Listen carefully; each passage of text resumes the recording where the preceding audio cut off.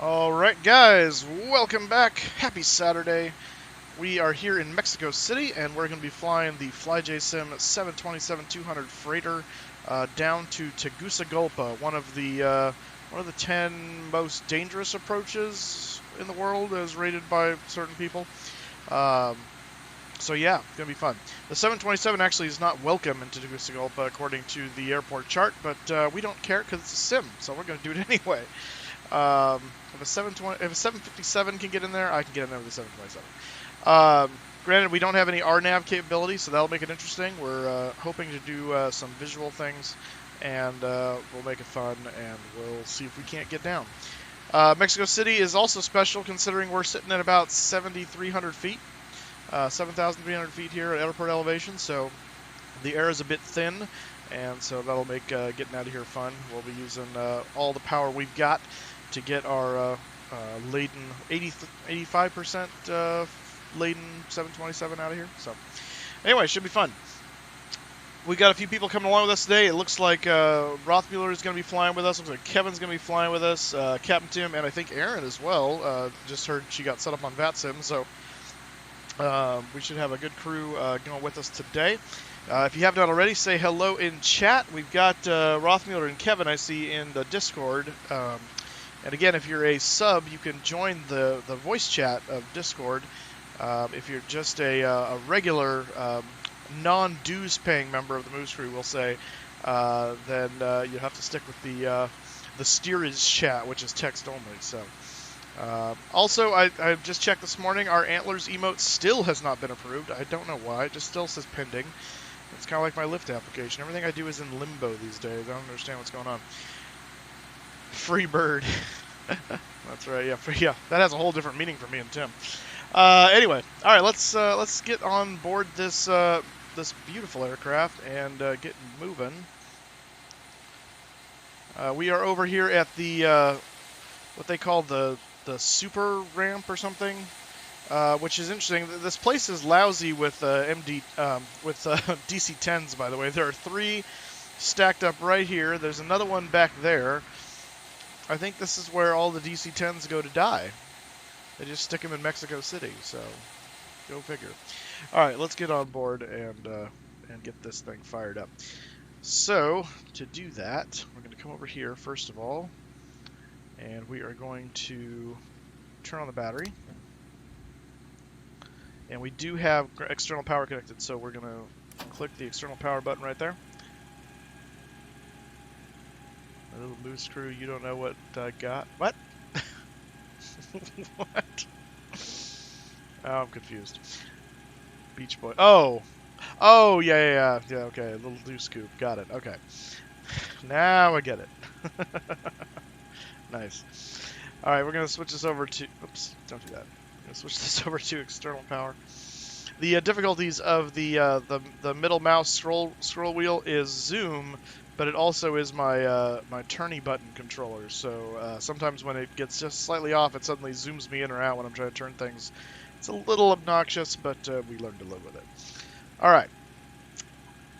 Let's see here. Actually, let's come over to this panel for a second and just make sure everything is set up the way I want it. I'm going to go ahead and turn on the galley power. I don't really know why we need to. It's cargo, but still. We're going to leave the fuel controls off for the time being. We're going to turn on the hydraulic B pumps, though. The hydraulic ground interconnect and the ground interconnect down here to get the hydraulic systems through both.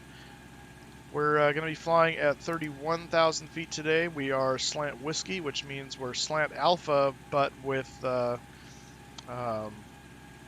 RVSM capability, which we do have. So we'll turn the gasper fan on. We do have air supplied from outside, as you can see in the packs there, so we'll turn those on. and get some air coming in for us. We'll check our annunciator panel there. Everything lights up. That's good. We'll check our annunciator panel down here. That lights up. That's good. No, see, there that goes again. See, it's on the thing.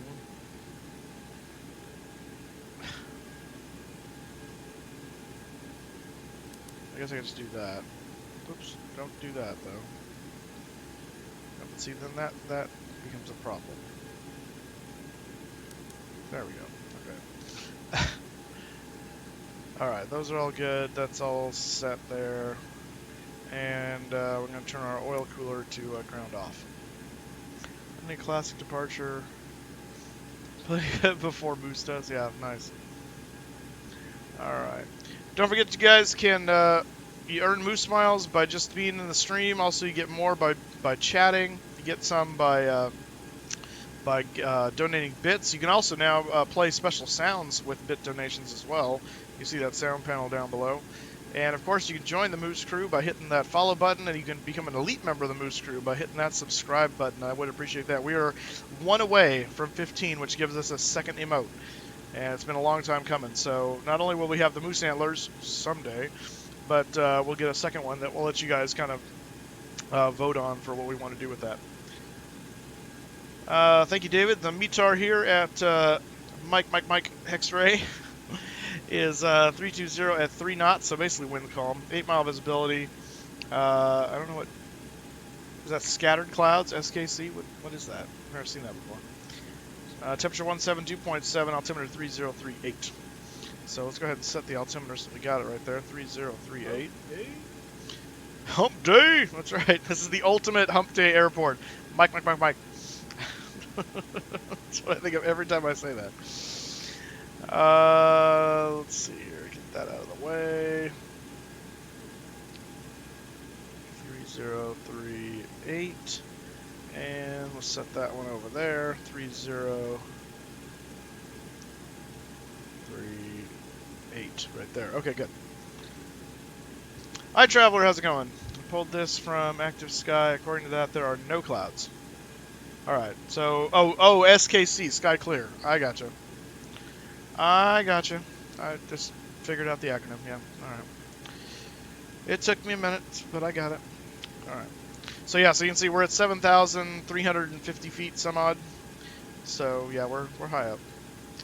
We high. Let's go ahead and check our fire test here. That's a good fire test. That works well. There we go. There's our annunciator lights. So we can just make sure everything's working. Make sure all our bulbs are good. These do burn out in the FlyJSim, so you gotta watch for that and fix them if that happens. So we are checking carefully to make sure we don't have any burned out bulbs. And it looks like they're all firing, so we'll turn that off. Been greasing a lawnmower. Oh, well that sounds like lots of fun. Emergency lights can go on. We'll test our stall warning there. That is good. That's all set up how I want it to be. The compass and stuff is all normal. The lights are what they are. We do want to make sure our navigation lights are on, though. It's bright enough I don't need to worry about anything else. I will turn this to 22 since we don't have any air traffic control at the moment. We will turn the window heats on. And I'm going to cycle this through just to make sure all those light up correctly, but we're going to leave anti-ice off in the moment. We don't need them. We'll turn the seatbelt sign on and no smoking signs on. Not that there's anybody that really cares, but out of habit, it's just good practice to make sure we do that. And the spoilers are down, the flaps are up, the idles are throttled, and the throttles are idle. And the fuel controls are cut off. The parking brake is set, and radio panel is ready for us to set it up. So, given that, I think it's time. I think it is time for us to go over the flight plan. The flight plan. So let's do that. Let's pull up the tablet, and we'll take a look here. So this is the chart for Mike X-Ray. You have to say it fast, otherwise it doesn't count. And we're sitting over here at this cargo ramp by the by the myriad of DC-10s. I think it was telling, well, the weather is such, I think we're going to be taking off the 2-3s. It really could go either way because the wind's calm, but I think the 2-3s make the most sense, especially for our departure. So we're going to take 2-3s straight out and around. So it'll be a very short taxi down to we'll probably just take Charlie to Bravo, and we'll just take off 2-3 right probably. There's no reason to go all the way to 2-3 left considering they're both, this one's 12,900 feet long, the other one's 13,000 feet long, big stinking difference. So actually, if we want the full effect of that runway, we could taxi down here and come up around this part to the displaced threshold there, but I don't think it's really going to matter. Embedded stopway, yeah, I don't care about that. Okay. This is our SID, by the way, the APAN 5 Bravo to APAN right there. So as I said, it'll make the most sense. We'll take off this way. We'll do this quick end around right here at 4 DME from the Mexico VOR, max 180 knots. So we got to be watching for that. So 4 DME, max 100 knots. We'll come around here to 59 degrees to head toward the this little spot here, which is 26 DME from the APAN VOR. At which point we need to still be under flight level 230. We do want to watch out for this terrain, though. The high terrain over here, 19,400 feet, is our safe altitude. Looks like, and that's for this whole thing, 14,800 is safe altitude over here. So it gets higher as we go this way, but we'll have time to climb. And then we're going to go all the way to the APAN VOR, and then from there we take over with our flight plan, which looks thusly right here. Go away. So from APAN, we're going to head out this way on the UJ-18 to Veracruz. From Veracruz, we head down to Minatitlan. From Minatitlan, we go to Tuxtla. And from there, we're going to, is that an actual, no, it's something else.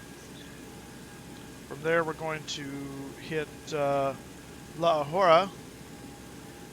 And from La Ahora, we go to this guy right here, which I think is Toncontin, or Tegucigalpa, TNT VOR. And then Tegucigalpa itself is right there. So this is where it's going to get fun, and we'll show you that on the chart when we're en route. But that's going to be the fun stuff.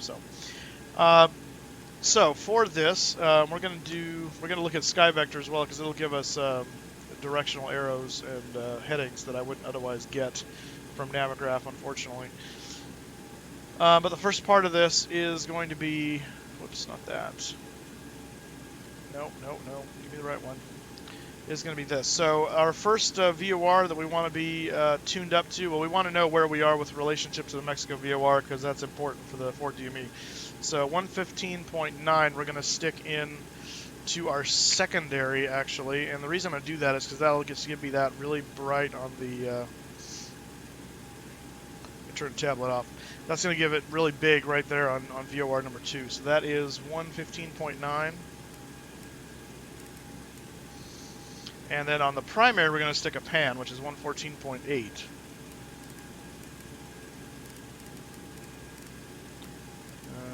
There we go. So 114.8, 115.9. And then on these... Oh, I'm sorry. I just did that wrong. 115.9 should be on number 1 of the secondary. That would have been a bit of a surprise. 115.9. There we go. And that comes alive because it's got that. So we're not going to need to tune up 115.9 again. So this number, the one in the next box here, can be the one after APAN, and then we'll put in after that, which I think is Veracruz. We'll put the one after Veracruz over in the number 2 slot of the number 2 radio. So that way we got some stuff tuned up and ready to go. So the one after APAN is Veracruz. It's 114.0. So we're going to put that in the number 2 slot of number 1. And we're going to put the one after Veracruz, which is Minatitlan 116.4 in number 2 on 2. 116, sorry. 116.4. There we go. Alright, now we want our heading. So our initial turn heading, just for the sake of remembering this, we're going to use this down here as a memory item since we don't have any NDBs on our route today. So our initial heading is 233, that's runway heading, but we're going to turn to the 059 radial of a pan, and I don't really need to remember that because I'm going to put that right here. It's already going to be tuned up into the number 1, so we're going to do that now on the course. So it's 059.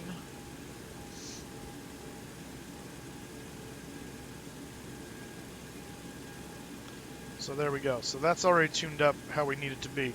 But after a pan, we need to know where we have to go. And so our looks like our radial off of a pan should be 097 to Veracruz. So we're going to put that down in NDB number 1. 097, and this is just going to be a memory item for us. From Veracruz, our heading off the Veracruz is the 120-degree radial. So we're going to scale that down to 20 and add a 1. After Veracruz is Midland, and we have to come off of Midland at 132. And after that is Tuxtla, and from Tuxtla is 125. So this way, we just at a short glance, we can know when we get to each point where we're going from that point. So this is from a pan, this is from Veracruz, this is from Minatitlan, and this is from Tuxtla. And then we'll start over here as we eliminate these, and we'll fill those in. It's just a good memory item for us to use. All right. So I think with that, there's no. That's the FMS programming in this aircraft, by the way. It's there is no FMC. I mean, there could be. I could put one there, but that's cheating. That's lame. I don't do that sort of thing. By the way, speaking of which, let me look again at the SID real quick. For the APAN 5 Bravo, which is what we're doing, climb via the Mexico radial 233 to 4 miles DME of MEX, and then turn left to intercept the APAN 239 radial, which is our 59 degrees course inbound to the APAN VOR. Cross 26 DME at or below flight level 230 and continue to the APAN VOR, or in accordance with ATC instructions, which we will not have because it's just us. Maintain flight level 270 until further notice. Okay. So basically, we've got 2 restrictions. We've got a at or below 230 at 26 DME from a pan, and then we have the flight level 270 until further notice. But we don't have ATC, so basically what we're going to do is we're going to use that 2300 as our initial 23,000 rather as our initial restriction. Once we pass that, we will climb all the way up to 310 on schedule. Okay. And that's all I need to double check there, just to make sure that was all hunky-dory. We have an initial speed restriction. Yes, we do. Yes, we do. Until we get to that turn, it's 180 knots. So, yeah, we do want to be aware of that.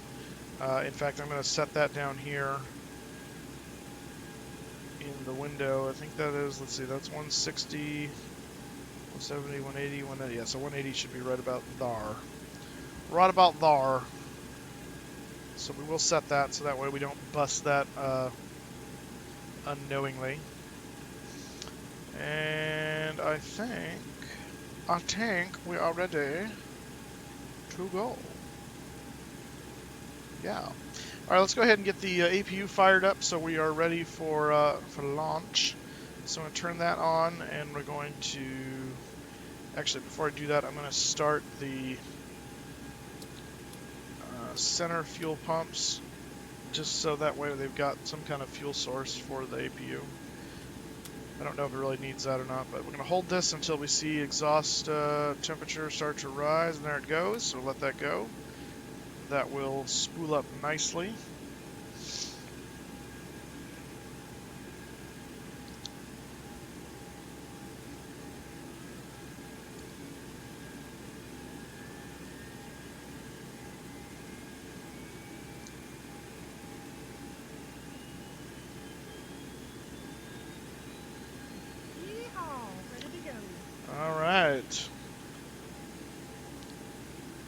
check your connection if you changed your AC to... Oh, you're talking about him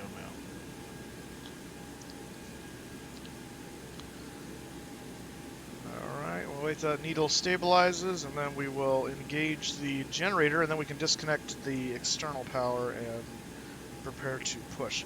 In fact, while that is finishing its establishment, let's go ahead and plan our pushback with better pushback.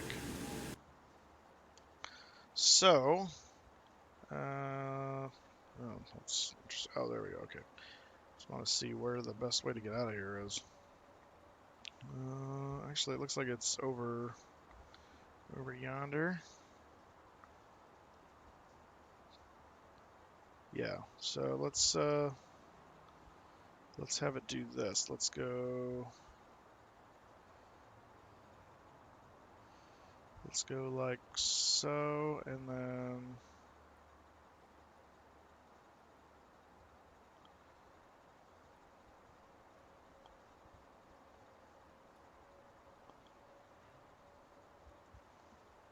there we go. We'll have it push me right there. Ground to cockpit. Cannon knowledge. Coming through the menu when you are ready. Oh, Juan is back. That's awesome. It changes the dialect depending on where you are. Oh, better pushback. Well played.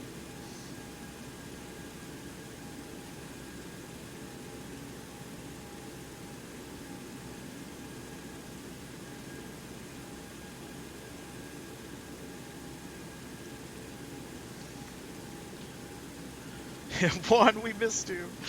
Oh, that's fantastic. Okay.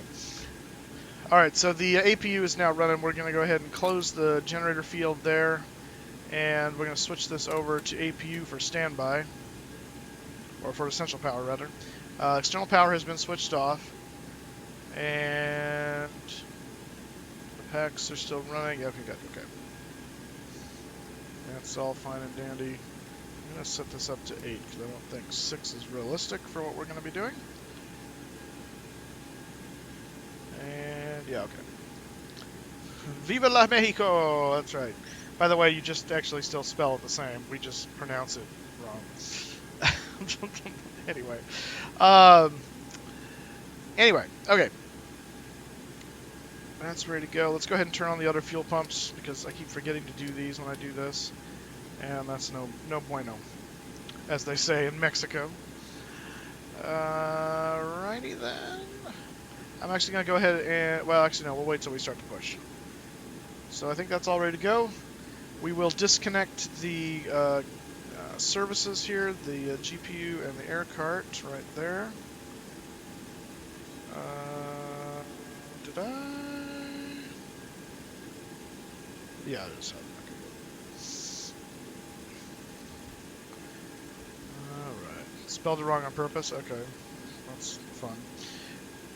And let's get our... Let's see, we're going to do flaps 15.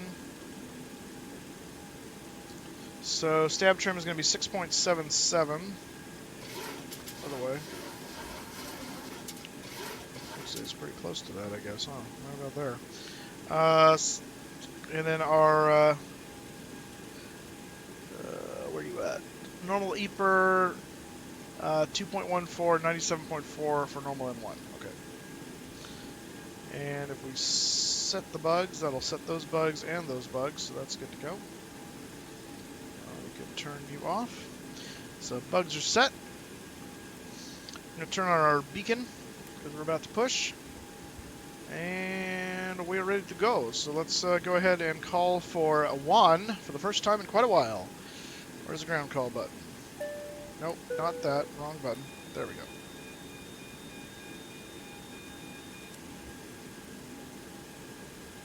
Ground to cockpit. Tau is driving up. Tau? Hey, there he comes. Good old Juan, we missed you.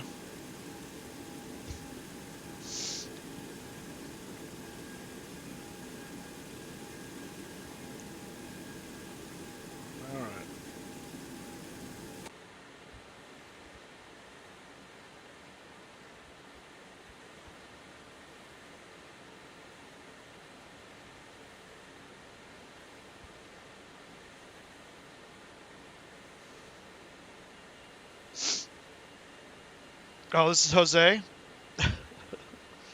This is Jose.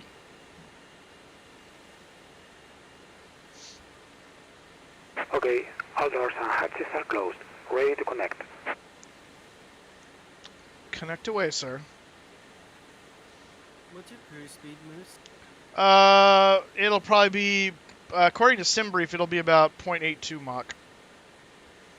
Oh, okay. So, not too fast. Yeah. Nope, you'll be fine. I saw your comment earlier. Good morning, Aaron. How you doing? Are you flying with us today? Yeah, you got a sub there, Crypto. That's the new rules. Oh, you're watching Tim. Okay. One of these days, you got to fly with us. Stop connected and bypass being inserted. Release parking brake. You can only use that broke line for too long. Plus, you get a free Twitch Prime sub. How do you do that? All right, brakes Starting released. and you may start engines. I'm a Stangen. I don't know what that means, but I think he said start engines. All right. We're gonna turn. I'll stop being racist now. We'll turn off the packs in preparation for engine start. Fuel pumps are running, and here we go. Starting engine 3. Aha. The internet is a completely different culture, isn't it? You said it. Everything here is immediately followed by sarcastic comments and nasty responses. Yep. Oh, We're look at finally that. where we belong. Kevin gifting a sub to Crypto. Thank you, Kevin, for the gifted sub.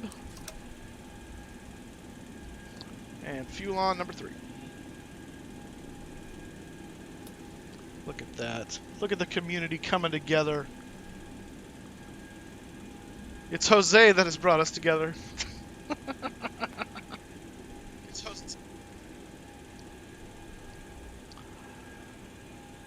Alright. That, I believe, is a good start, so we will go ahead. 15 to 15, by the way? I believe it did. That should be number 15. I think we will be getting another remote. So thank you doubly to Kevin for the gifted sub, because that gets us to the big 1-5.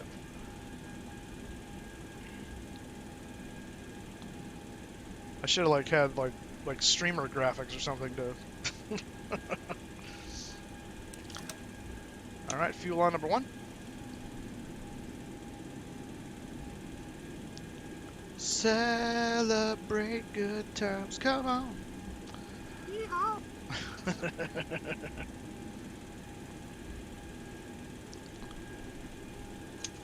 What's up, guys? Hey, look who's back. Back again. Crypto's back. Oh boy. Yeah, it sounds like you're. Oh, are we dealing with that mic again? Is that what's happening because of your computer being down? Yep, that's why I'm not even on FlyJSim at all right now. Oh, goody for us! Yay!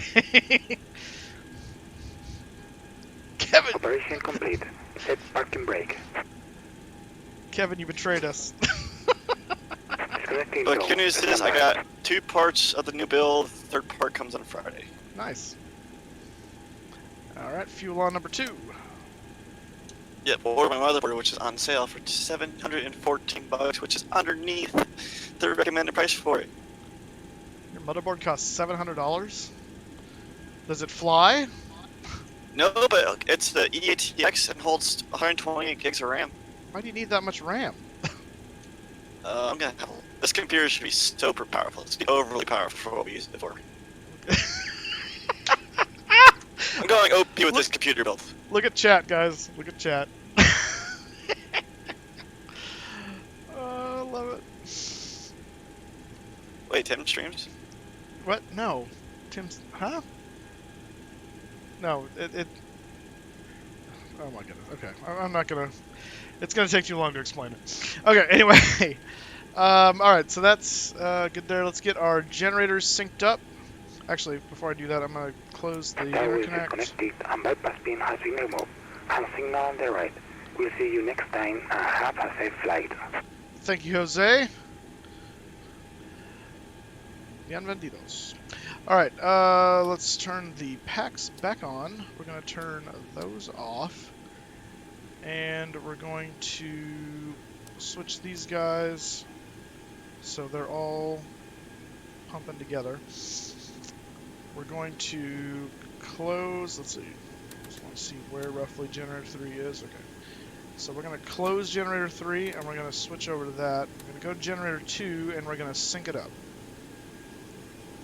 Right about there. Generator 2 close, over generator 1,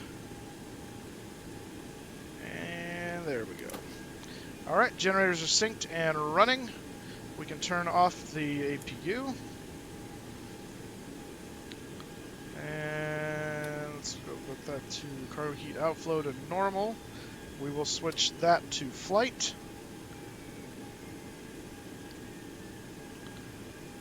And we'll switch the oil cooler to normal. Beacon's already on. Taxi light coming on. And we'll turn the pitos on. That's already good to go. Flaps coming down to 15. And by Jove, I think we're ready to taxi. Alright. Change our status to departure. Parking brake off.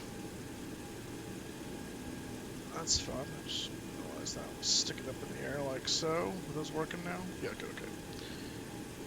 Alright. And here we go. Under power. By the way, I should put this on Unicom, I suppose.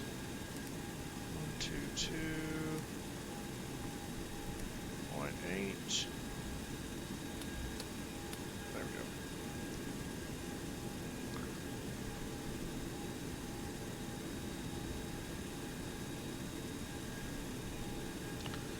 I'll come all the way out here to, actually we can go down to Bravo, I guess. And then take Bravo over.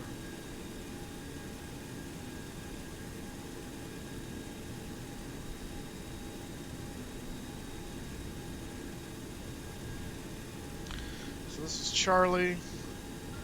We'll actually go up to Bravo. Clear on that side. Let's slow her down a little bit. Alright, anyone departed yet? Me and Kevin have both departed. Okay. So I assume Tim is still on the ground?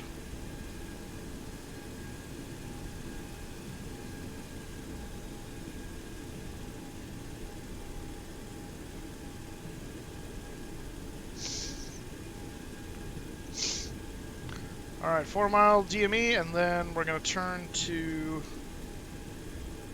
intercept. Whoops, that was bad. What was it? 59, right? 59 or 57? Crap, I just hit the wrong dang one. 59, yeah.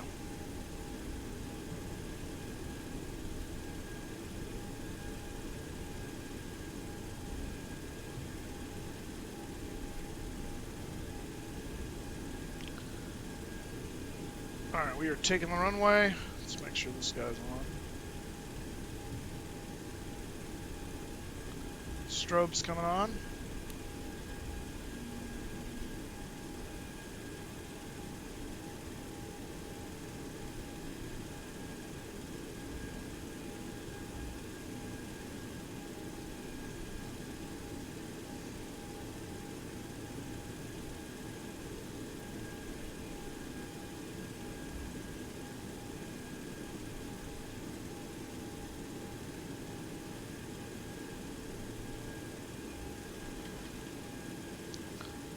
Set this guy real quick so I have a heading reference. There we go. Alright, landing lights coming on. Light up the Christmas tree. Alright, last check. Flaps are set. We're good. Alright, here we go. WestWind 1990 is rolling.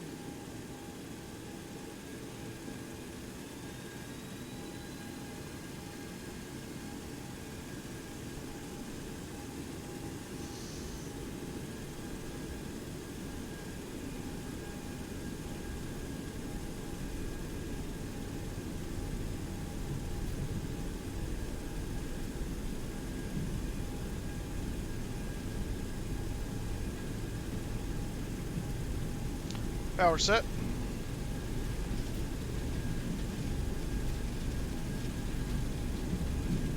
Eighty knots. 80 knots.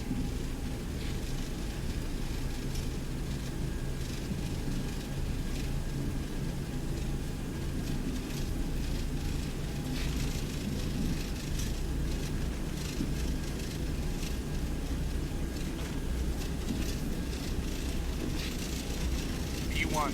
Rotate.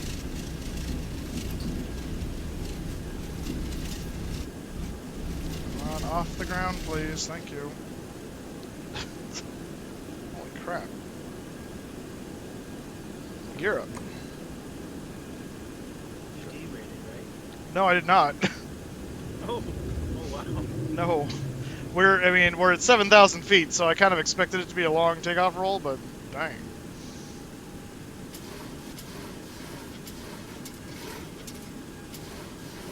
I derated and just a little bit. 96%. Coming at Gotcha. a runway fast. Alright. Alright, we gotta nose down a little bit because we gotta gain some speed here.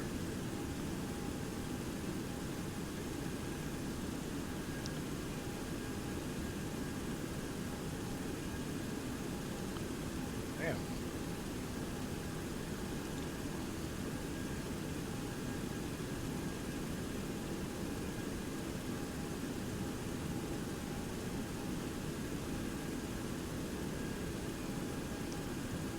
Alright, there's 4 DME. Busting 180 is not going to be the problem here, that's for sure. Ooh, gotta be careful as we tip those wings, we lose a lot of lift.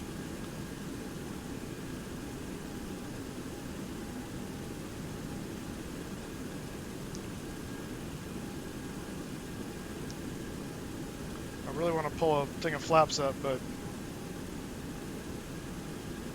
it is climbing, but it's climbing very slow. Watching the. But anyway, I really want to pull the flaps in 1 notch, but I'm not doing that while my wings are banked. Absolutely not. When your wings are what? Banked. Oh, bang. Yeah. Yeah.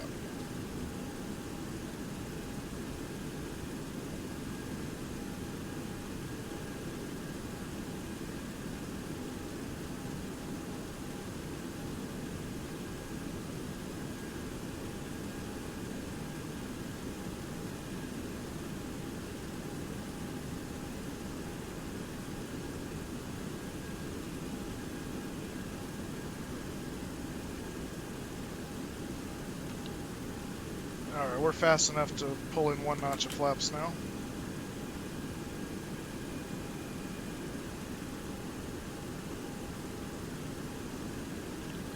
And we'll intercept this, that'll help us.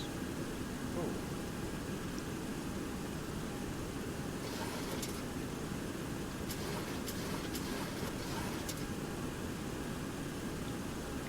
Pull that back to 250.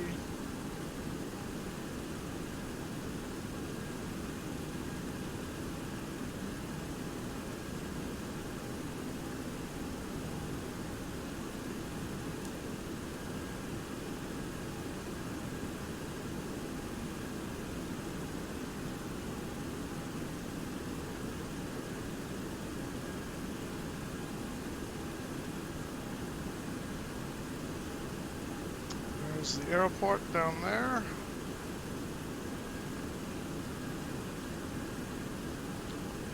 we'll bring out a notch of flaps.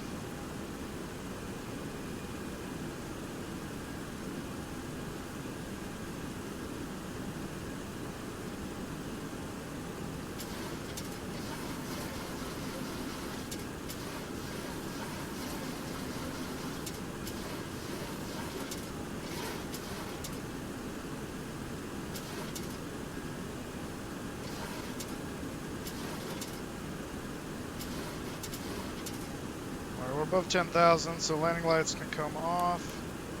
Taxi light can come off.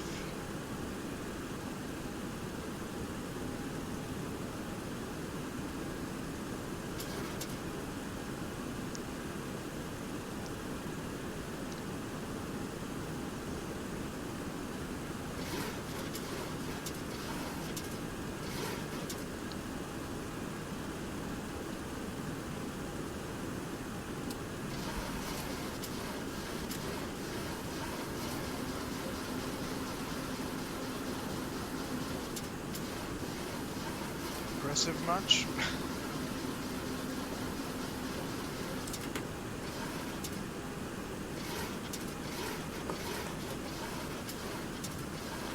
Alright, we're gonna go back here and we're gonna switch these guys back to, actually we need to burn the center tank down a little, no we don't. Actually we need to burn these two guys down a little bit more. So we're gonna turn that guy off actually. No we're not, we're gonna leave him on. We're gonna turn the fuel pumps off in the center and we're gonna burn only from the sides to even the fuel load out. This needs to go flight on. Verify our pressurization is working. It appears to be, yeah. Okay. Go. Stab out of trim. What are you talking about? Oh. Whatever. It's fine.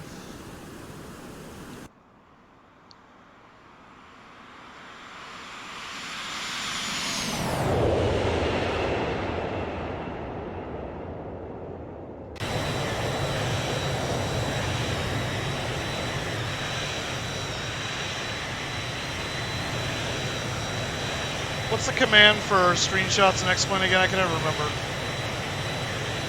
Shift space. Thank you.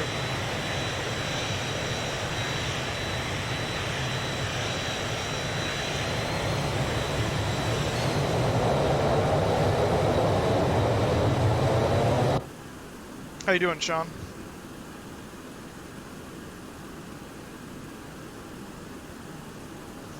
Yeah, I'm working on this repaint. Gotcha. Plane guy, that's right. We're going to Tegucigalpa without RNAV. It's going to be fun.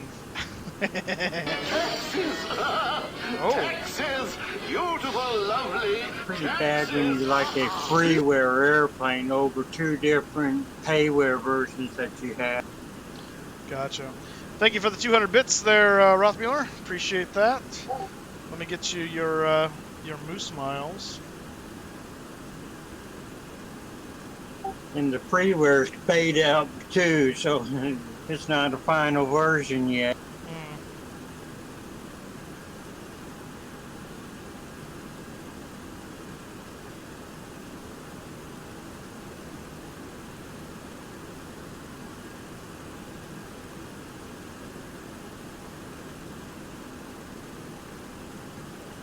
And good morning, Moose. Good morning, Captain Tim. I think we got this sorted out. Oh, good. Of course, Aaron is now disgusted and doing housework. Ain't that always the way?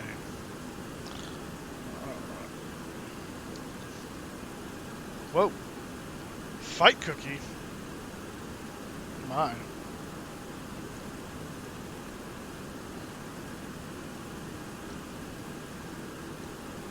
Food fight emotes. We're gonna. I'm not sure how we're gonna do it. We'll see when we get closer. I want to just kind of try and do the circle around to land like the RNAV, but do it visually. Is kind of what I'd like to do, but we'll see. Have you ever watched the video for the? Oh yeah, oh yeah.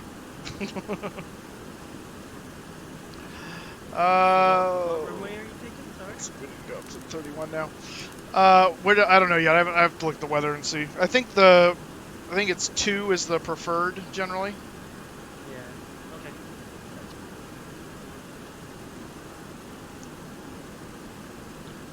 And actually, this needs to go up to here now. Give it some speed.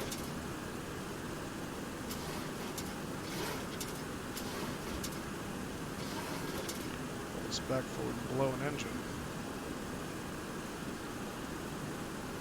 They will cook off if you overtemp them. Oh, I know. That's why I want to be careful with that. Check our fuel status here. Okay, good. A little bit more on the side burn, and then we'll gauge it back to tank to engine. And we are above 18, so we need to switch these over to 2992.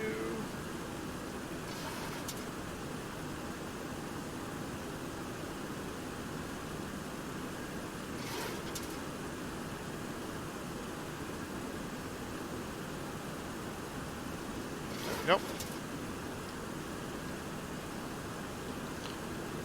There's no restrictions on the approach. Yeah, there aren't. It's just the restriction is the mountain. Don't hit the mountain. That's the key.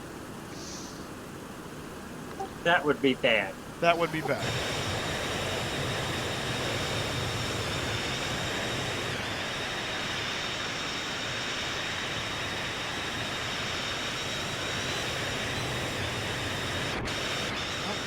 Okay, how about the key brake? The key command to set the parking brake in its plane. What was that?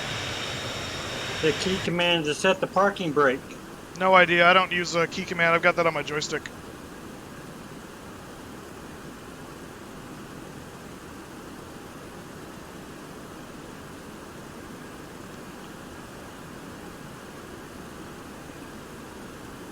Yeah, I don't really use the keyboard for any commands aside from views. For plane controls, I use everything either physically by clicking it in the cockpit, or I've got a key command set up on my, or a command set up through my joystick or controllers. So. Oh, there was. There goes that.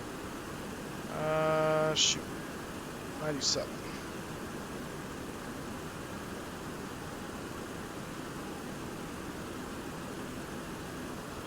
Not paying attention.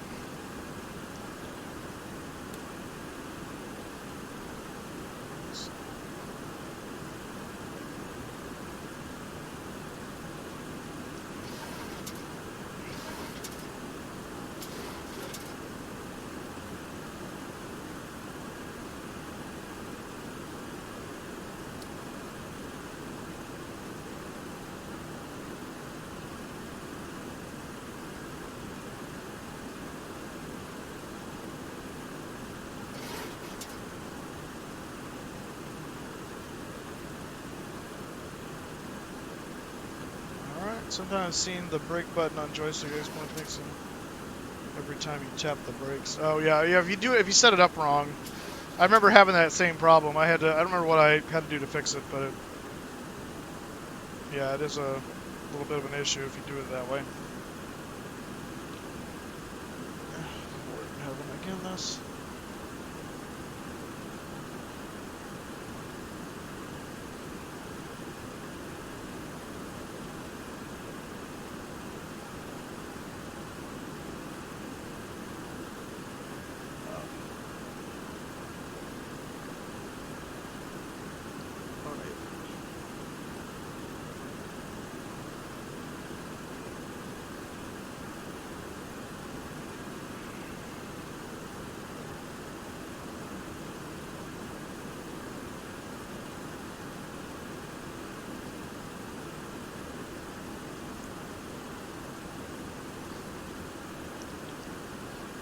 Sometimes I've seen the brake value.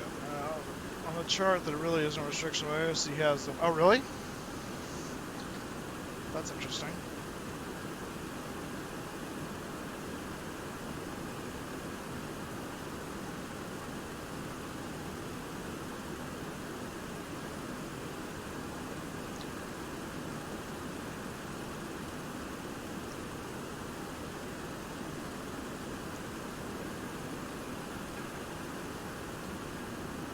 Alright, we can turn these back on now.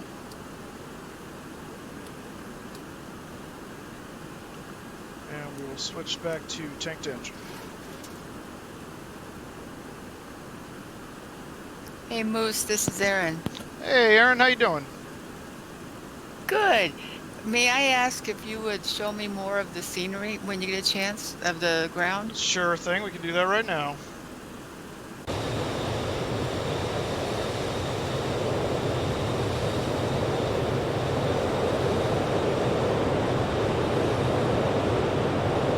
I take it you're not out of the city yet? No, we are. You're looking at kind of a very rural, if I can speak. Cities back there, quite a ways. This is all very kind of rural farmland, kind of looking, and a little bit of mountainous. So, got some mountains out here and a sizable mountain over there. Oh, and the sky just changed. All right.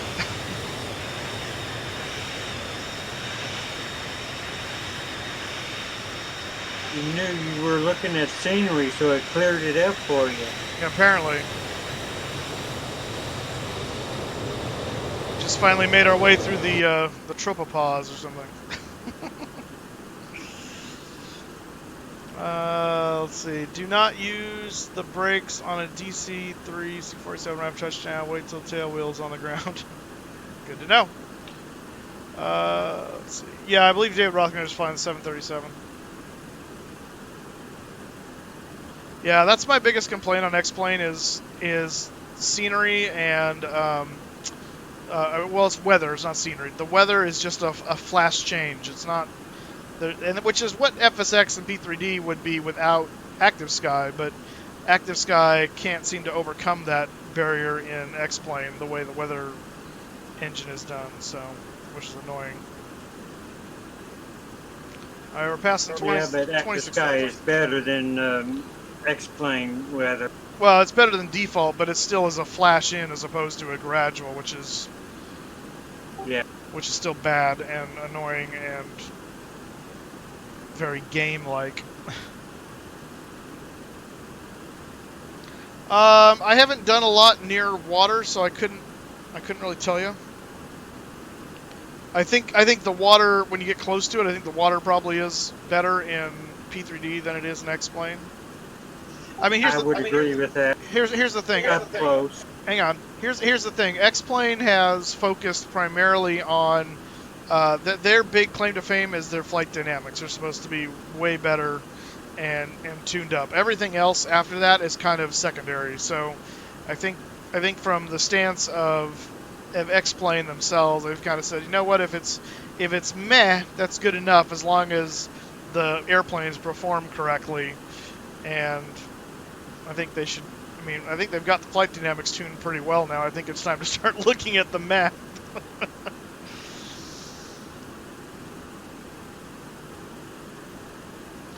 Neither. Actually, I just got the 11.4 beta, and they're still tweaking the flight dynamics even more.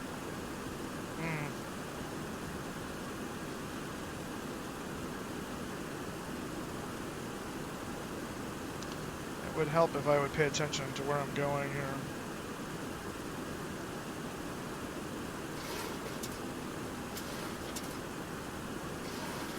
A little distracted flying? A little bit. I got on my soapbox about weather in X-Plane, and that happened. Alright, so our next turning point is going to be to 120 off the next... we're flying toward Veracruz right now, Montonkin, or whatever is the next one. And so that is going to be 120, so I'm going to... Oh, no, don't do that now. That's right, we're not on VOR yet. Stand by. Stop. I'm a little too ahead of the airplane. That's...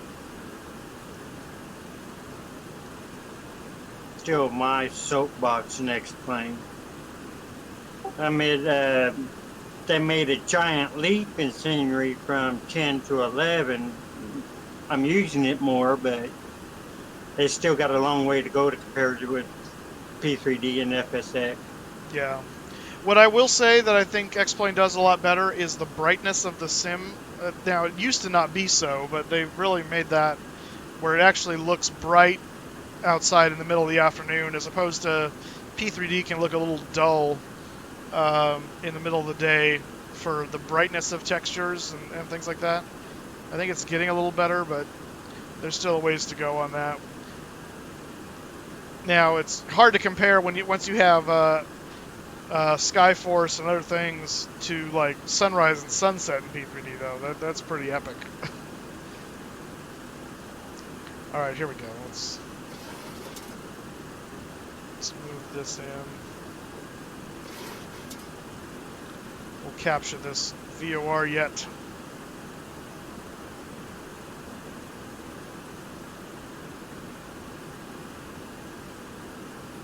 Mountain features over there. It's pretty cool. It's pretty cool. Don't forget, if you're new to the channel, to hit that follow button. Join the Moose Crew Basic. You can become a elite member of the Moose Crew by hitting that subscribe button, and you get a free Twitch Prime sub if you're a member of Amazon Prime. Hey Kelsey, how you doing?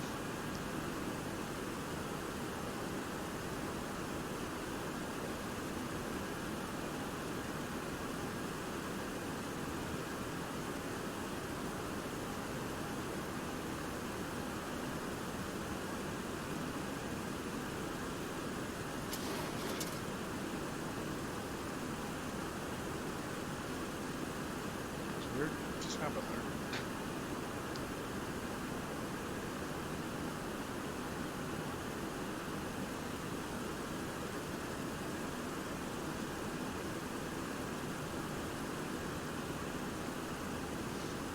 There it is.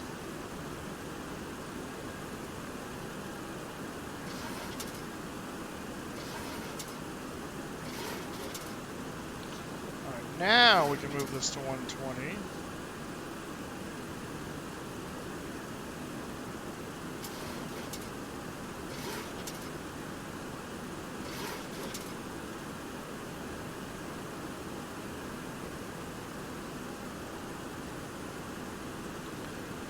Yeah, the center tanks to the arrow works for them, but I don't know what I'm doing in Plane Maker yet. Oh, yeah. Yeah, I've never messed with Plane Maker.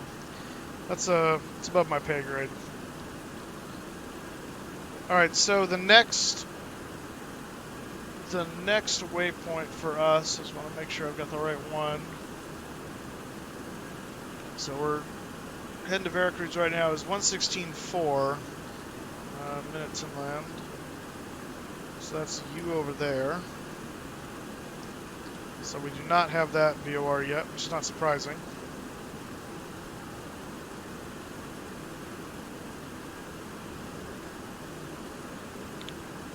But it'll be 120 degrees off radial from the previous VOR. So we can fly the 120 radial out and then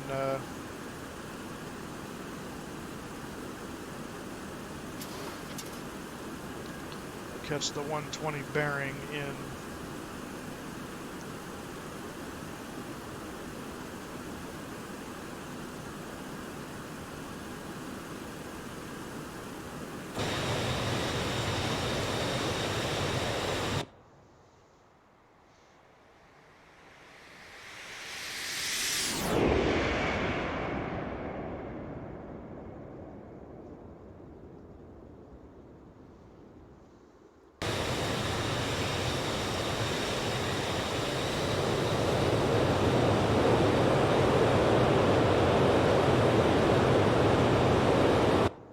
Oops, that's not what I wanted. It's, oh yeah.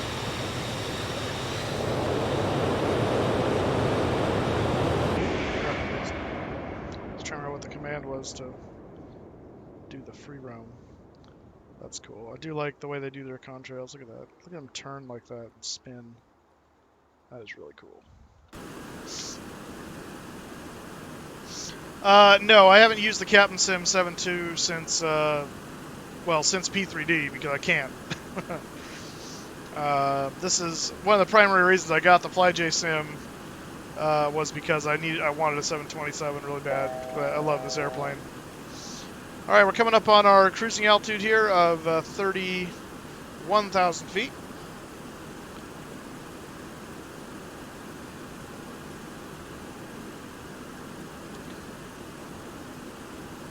No, the P3D V4, at least, because it's 64-bit, does not play nice.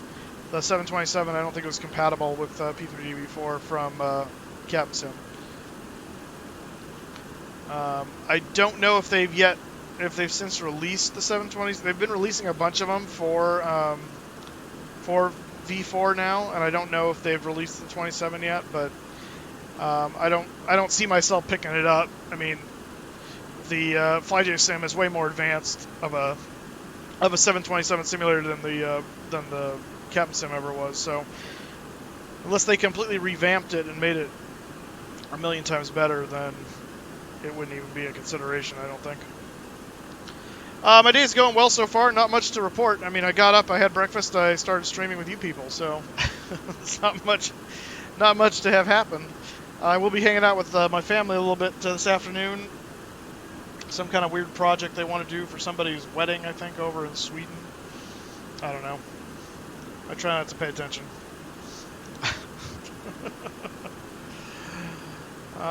So yeah, so we're doing that this afternoon, and then I have to work on my laptop because my laptop took a dump the other day, so figure out what's going on there. I'm hoping.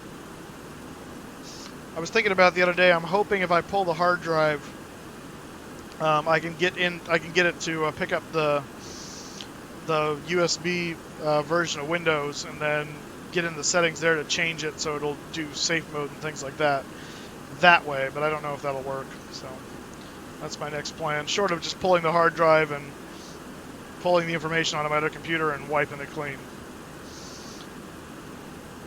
So we'll see. We shall see. Alright, we're coming up about 120 feet to go to cruise altitude.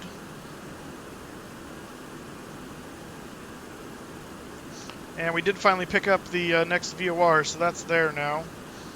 We're about 29 miles rather from the next waypoint, and we're just under 20 from our current wanted Veracruz. Alright, there we go. I'm going to bump this little marker up to here. This is not going to hold speed, but it's just a reference guide for me, because I'll pull the throttles back to cruise power once it hits that, and we'll try and maintain roughly 0.82 Mach on the Mach meter. On the Mach meter. Let's see how we're doing as far as weight goes, because we need to be. Our landing weight needs to be 158. We're currently at 163. I guess it's predicting our landing weight to be 140 at the moment, which is good. We got a ways to go, so. But yeah, 163 currently. So yeah, we should get. We'll be below that, no problem, because that's not very much to go actually. With family right now, hanging out. Gonna be swimming a little bit after finishing lunch. Nice.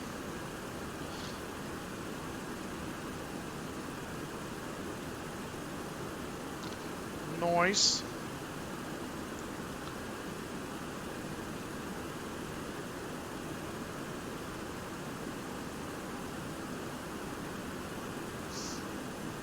And then we'll try and see where we are compared to the other people that took off before me.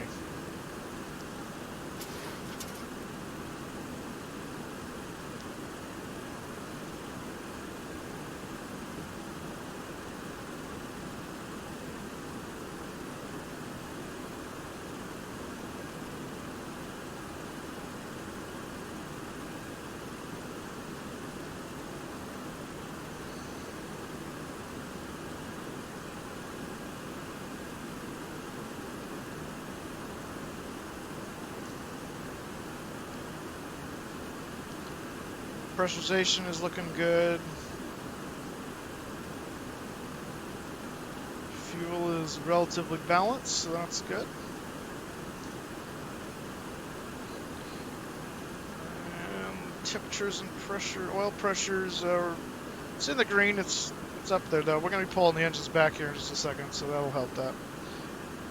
But otherwise, our temperatures look okay.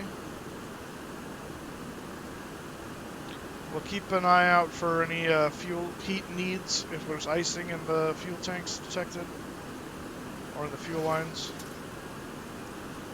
So far, it looks like we're okay. Yeah.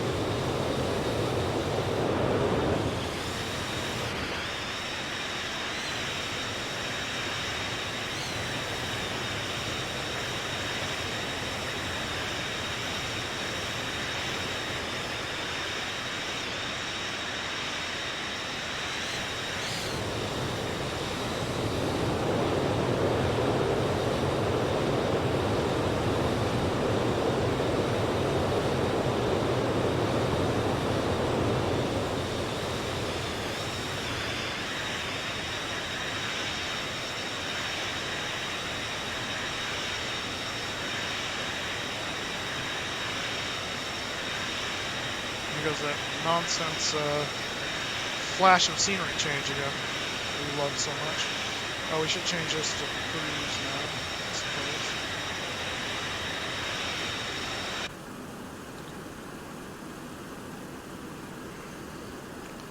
Alright, pull the engines back a little bit.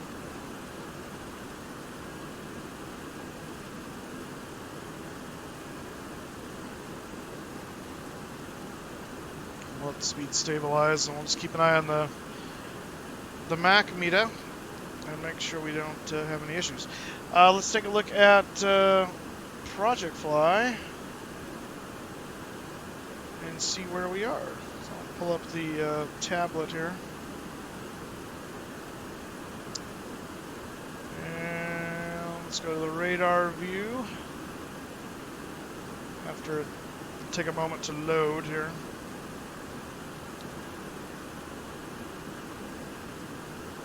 There we go. Alright, so I think this is Kevin and Rothmuller. Here we are out here. Is it? Oh, I think it is. And I think we're flying past our point again, aren't we? Yep, I did it again. Dagnabbit. Alright, so 1640.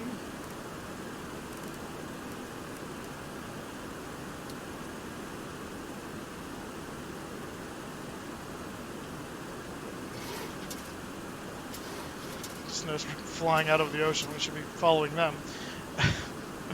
But there is, that's Kevin right there. Mr. No Image Available. Tisk tisk. Alright. Kevin Wu Kusna. It's got KSNA after your home airport. Yeah. I can't talk. Well, actually, mine does. Oh, mine doesn't say it. Why doesn't mine say it? That's interesting. All right. I was gonna say mine probably says KFAT after mine, but apparently not. And then here's Rothmuller flying his 737 for WestWind. And I see a Delta down there. I wonder, is that? I wonder if that was Tim trying to get things going.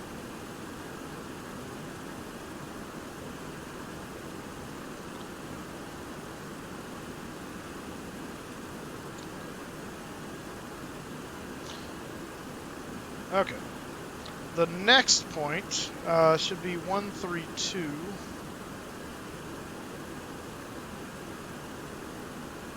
So that's 120, that's 130, and roughly there. And that should be...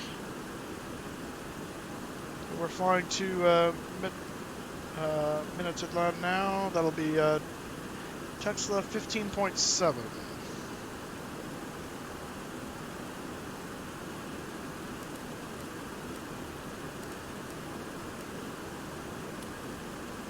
So I'm going to set 15.7 there as well, since we'll switch to that at that point. And then the one after that is La Ahura 14.9.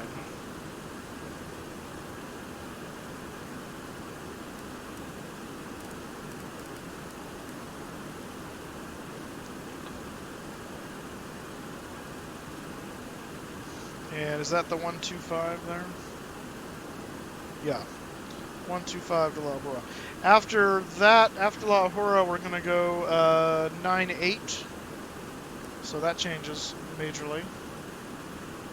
And that takes us all the way to Toncontin, which is Tegucigalpa. Easy peasy.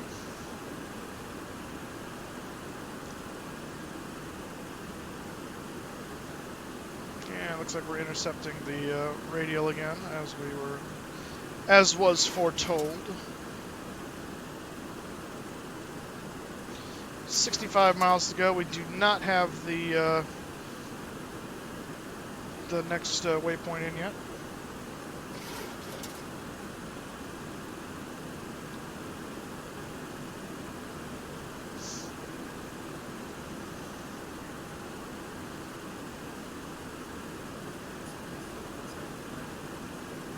That was really quiet, Kevin. Couldn't hear it. Oh, don't worry about it. Oh.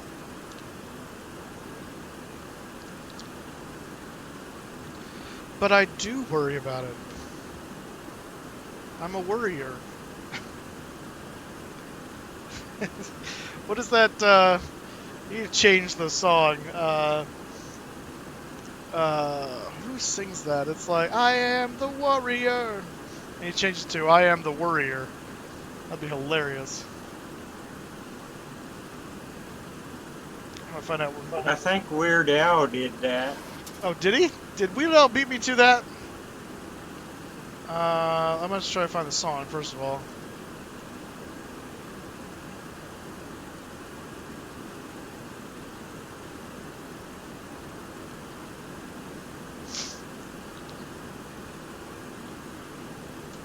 Patti Smith is who did that, the warrior. Yeah, shooting at the walls of heartache, bang, bang. I am the warrior. Alright, let's see if Weird Al covered that.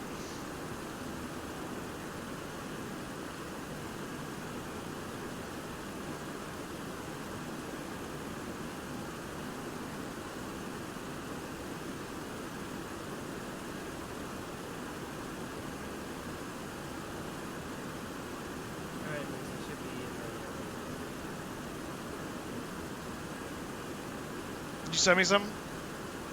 No, I just said I'm on Project Fire. Oh. Oh, we, okay.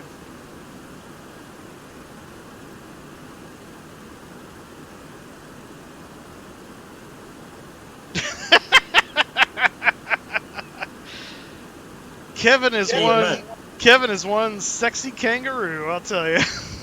That's right. Oh, it's fantastic.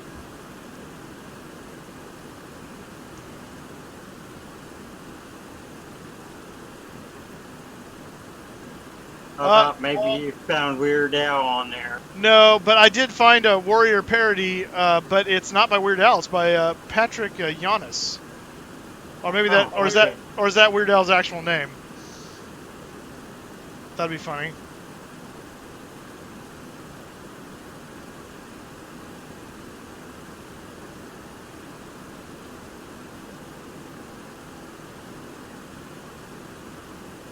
No, maybe not.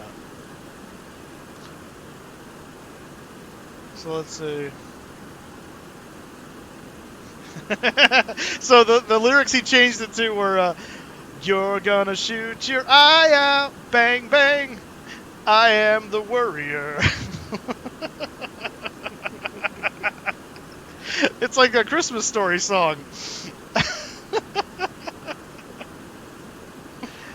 Oh, I love it.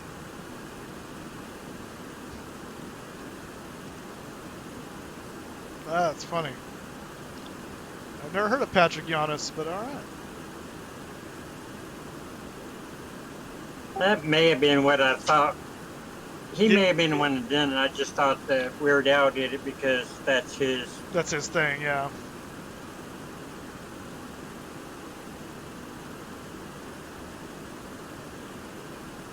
Yeah, that's funny.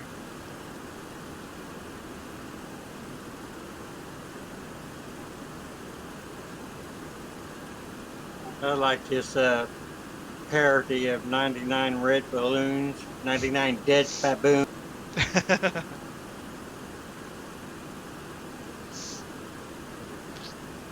Alright, we're 30 miles from the VOR, and we've now picked up the next one, so we'll be good to go there. Let's see if I can pay attention long enough to capture it without overflying it like 20 miles, and then going, oh yeah, we should be tracking a VOR.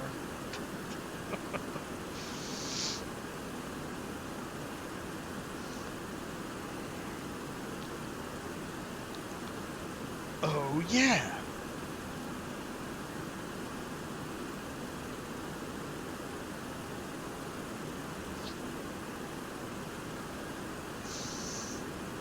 So has anyone looked at, there's a new client just came out to replace X-Squawk and Swift for X-Plane, and I think P3D. I think it works for both. Someone else just released a new one, and I'm trying to remember what it was called. I saw it on FS Elite the other day, I think. Curious if anyone has looked at that yet. See if it's any good. Although I'm pretty happy with Swift. I mean, I know it's a bit cumbersome, or at least, but once you learn it, it's nice. It'd probably be hard to recommend that to people that are new to the sim, though. I can see that being a problem. I could see that being a problem. Let's take a... We got 16 miles. Okay, let's take a look at the weather for Tegucigalpa. Just see what we're looking at out there.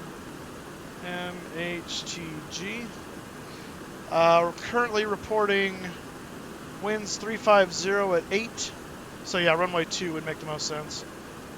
Visibility unlimited. Scattered. Let's see. Scattered clouds at 3,000 TCU. I don't remember what. Oh, towering cumulus. That's right. Temperature 29, 2.16, altimeter or QNH 1020 or 3012. They're going to give me both. How convenient.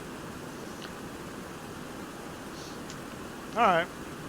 Well, scattered clouds. We should still be able to pull off a visual. So that's good. And the winds should help a little bit. It's not too bad. East. Somebody was asking on the Zeeble group why the auto throttle doesn't disconnect when you disconnect the autopilot.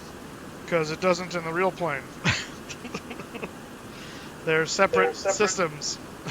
You have to reach up there and hit that auto throttle arm switch and turn it off. Well, actually, ideally, you would hit it on the side of the yoke, on the side of the throttle quadrant, but yeah, that works too.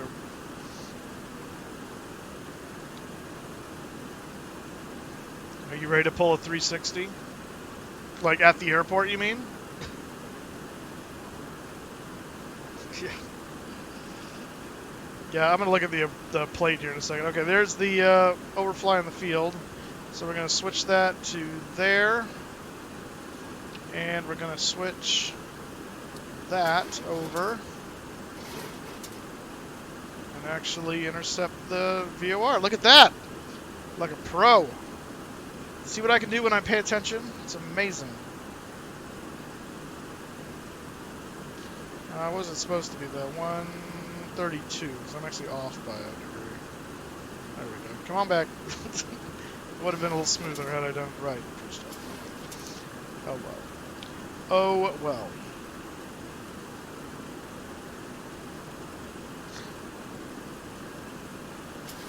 This is adulting at a 727 right here. That's what this is.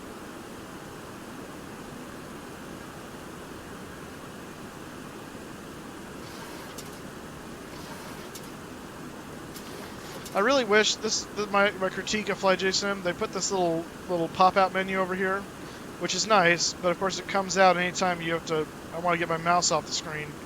I wish they would have at least like put it in the lower corner. That would have been nice. Don't put it right in the side of the screen. I should text Nightmare Frame and be like, dude, change this. I'll buy your airplanes if you change this.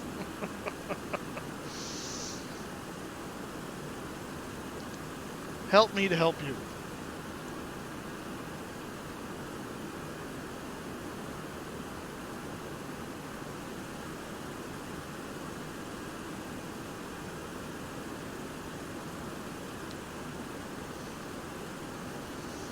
I don't see anything on the FS Elite's Facebook page. Yeah, I don't remember where about the news. Yeah, I don't remember where I saw it. I thought it was FS Elite, but maybe not. 14.9 is the next one, so let's tune that up. I got Swift installed, but I haven't tried using it yet. Gotcha. It's nice. I like it. It's a bit of a bear to understand the first time, but after that, we got 109 miles to go to the next waypoint. The one after. Let's see, what are we tracking to now? 1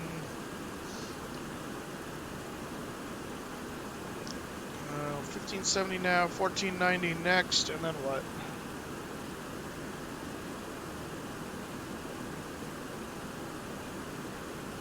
And then Toncontin, 112.3.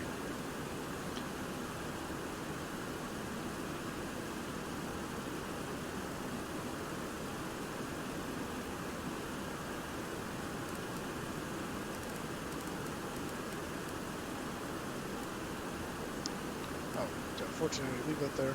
So that's our next one. We're doing the 132 right now, I believe. Yeah. 125 is next. So I'm going to zero these guys out just so I don't confuse them as being something coming up.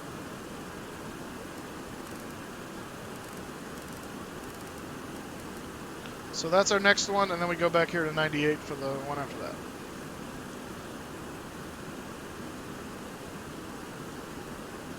How are we doing on our weight and balance?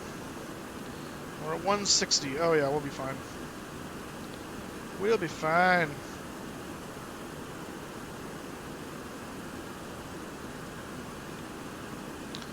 About what do you mean about what? You talking about adulting in the 727? I was just talking about paying attention. Or are you talking about looking for the new VATSIM client?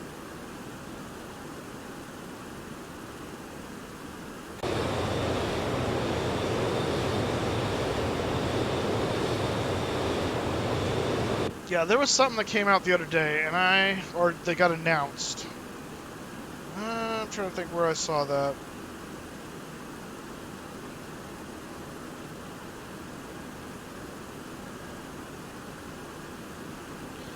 No, I know about Swift.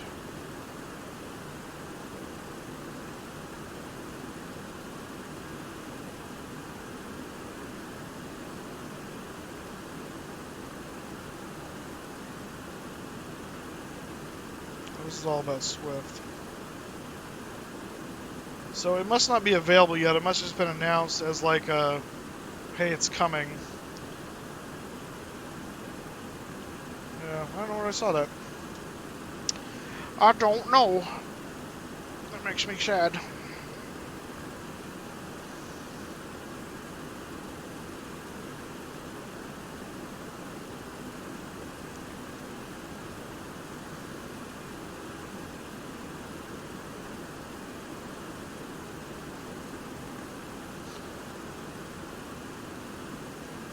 Ooh, starting to see some weather returns on Project Fly up at the north and east of where we are.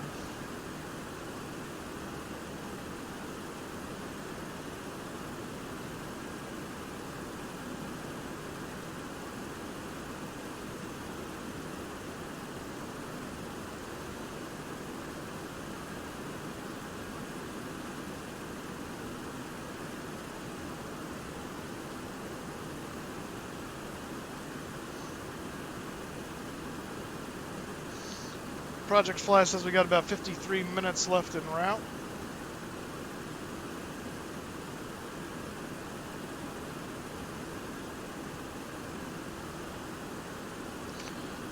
Let's take a look actually.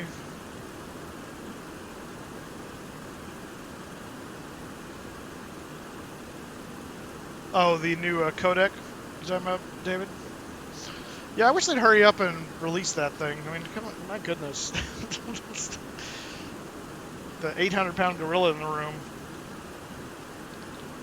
Alright, so let's look at the arrival for...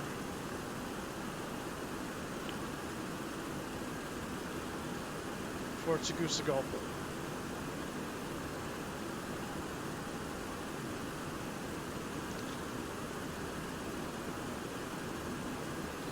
Alright, so here, this is Navigraph here. This is the endpoint, Tegucigalpa in Honduras there. And we are currently right there, making our way toward, what is this? La Ahora? 114, no we're not.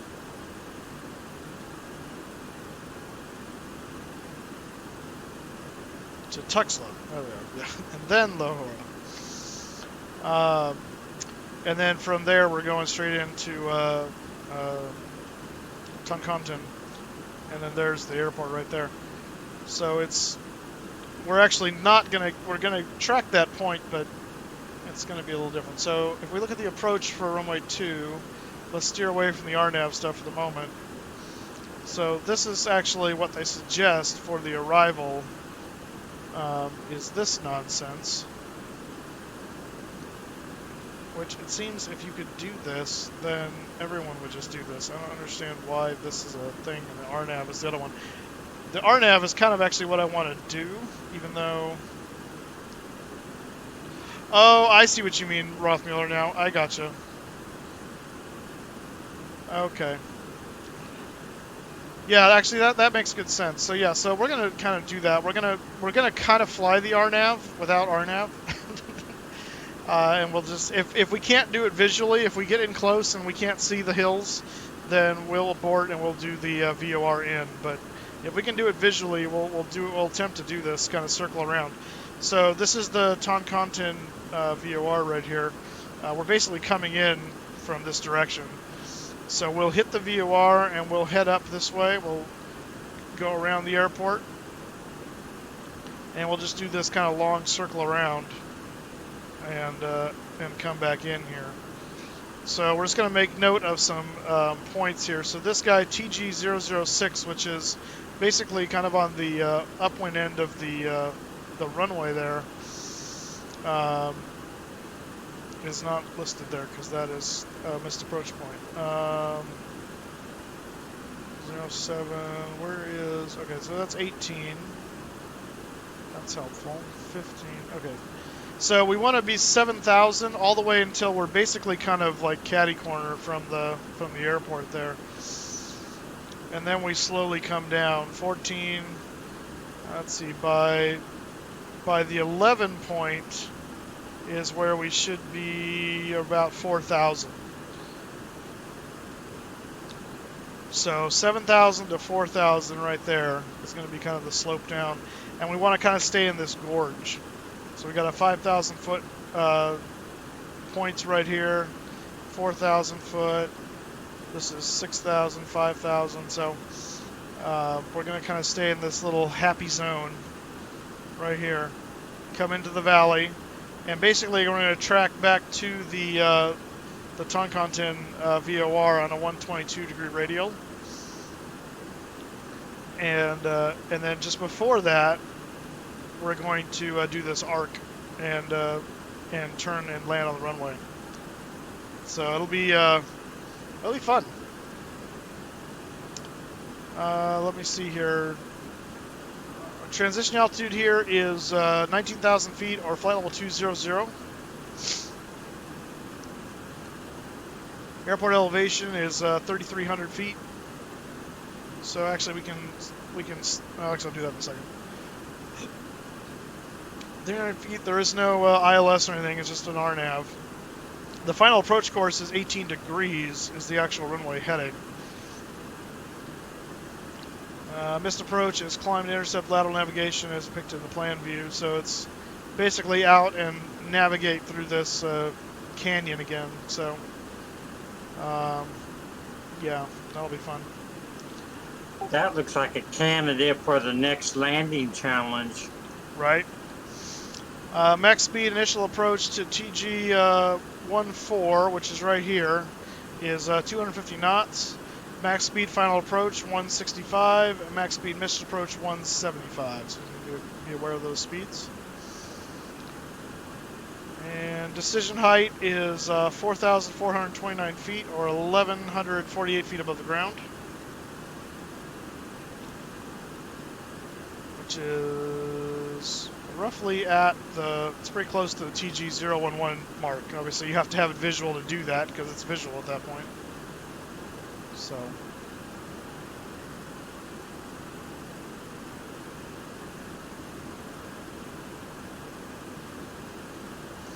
So yeah, what did I say? The airport elevation 3,300 feet. Yeah. So I put the tablet away. Yeah, it is a relatively short runway. It's kind of like landing in Teterboro last night, so it'll be fun. And we're going to come over here and set our elevation for landing altitude. 33 hundo.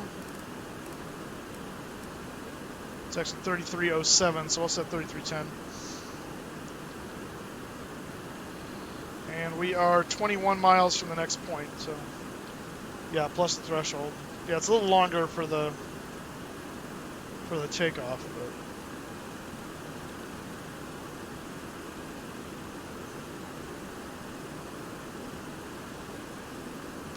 so we will, when we land, we'll be going to the left, and there's no, they don't even have taxiway designations on here. This is really bad. What kind of backwater airport is this? So yeah, we'll taxi to the left and go to the ramp. That's about as simple as it's going to be. Assuming we survive. This is one of those airports where you're supposed to be a specially rated pilot to actually land here. So yeah, it's going to be all kinds of fun.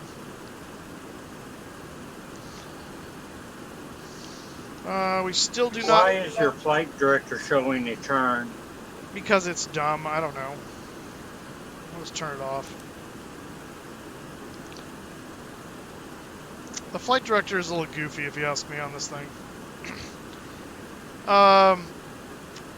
We're not picking up the next VOR yet, which is 114.90, but we are supposed to be going 125 to it, so that's, what is that, roughly there? But we're going to pick it up any second, so we're going to...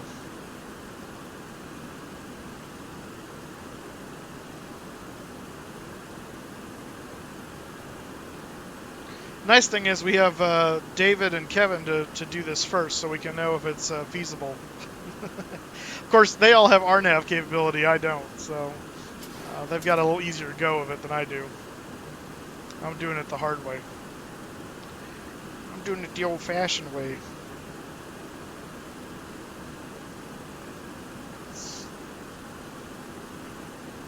Double check the map and the chart and get a visual cue on some of the shorelines to tell you. Well, I don't have any shorelines. It's in the middle of the mountains. Yeah, there were some lakes showing up in the Lakes and Bay area of some sort. There's your VOR. Yeah, I know. I'm getting it right now.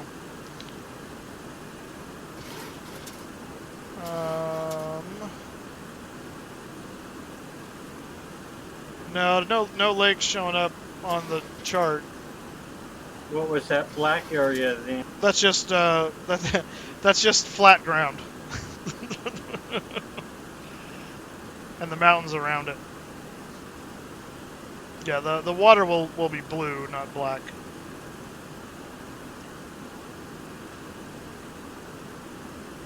Otherwise, the airport's in the middle of the water. I can give you a semi-range. The voice codec is set to release before... Oh, really? Oh, fantastic. Where'd you hear that? Is that rumor or is that official?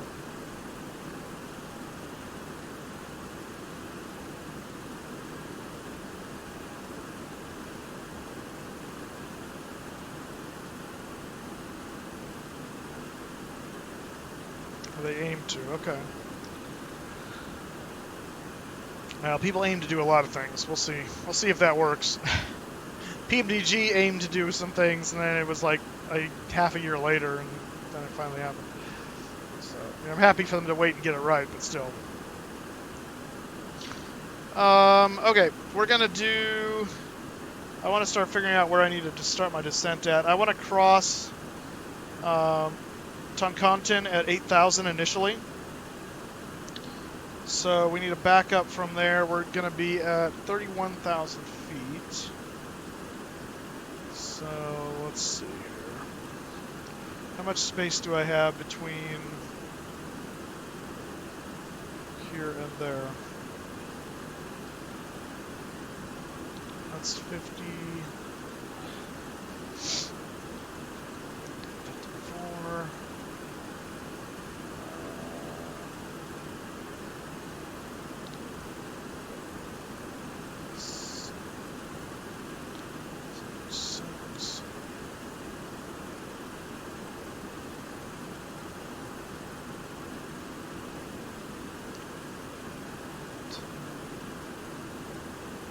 So it should be about 132 miles between La Hora and Toncontin.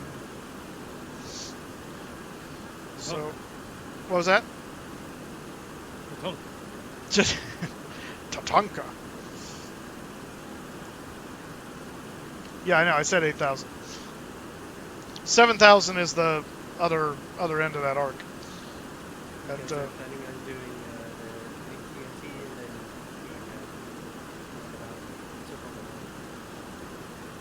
yeah.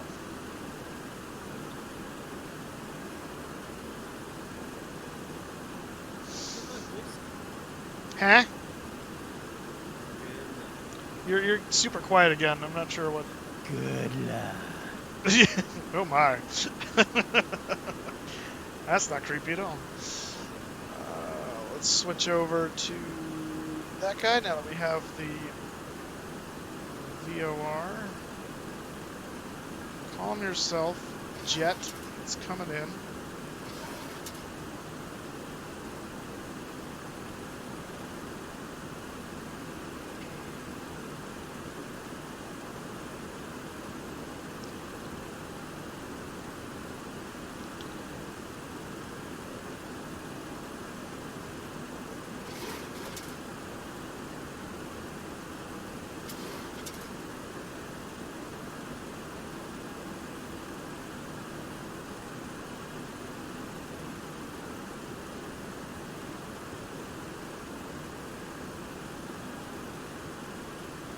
Get out.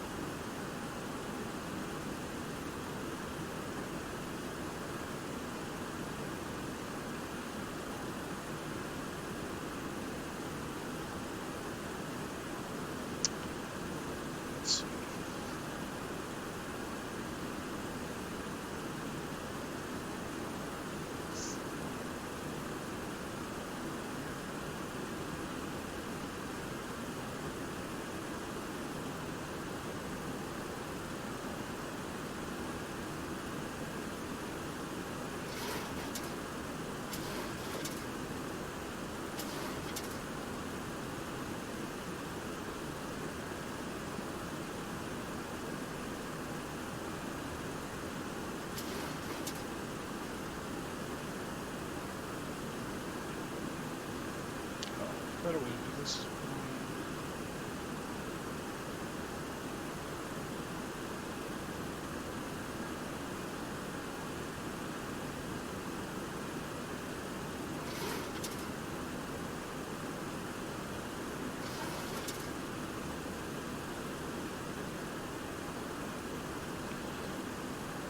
I like how evenly spaced out we are. I know, right? Kind of nice.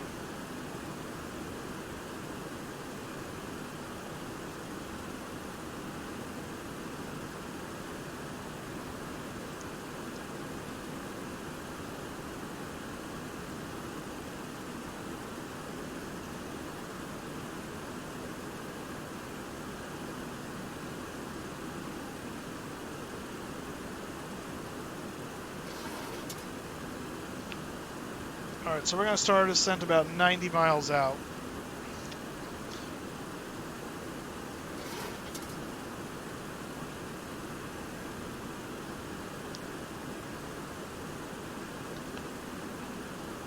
126 from La Hora, and then, and then next one is the Tatanka, or Tatanka, as I'm going to call it now, because that's funny. So that's 112.30. Set 112.30 there.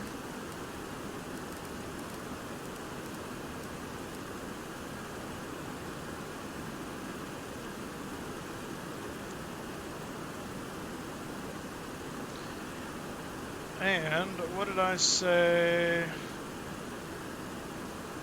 It's the 122 into Tatanka. For the when we come around on the return. So we'll set that there just so I have a reference for that. I've actually never landed here, so. Neither have I. I was thinking about it the other day. I don't think I've ever landed here in any of my sims. I don't think I've ever done Tegucigalpa before. So this is a new experience for me in a complex, non-precision approach aircraft.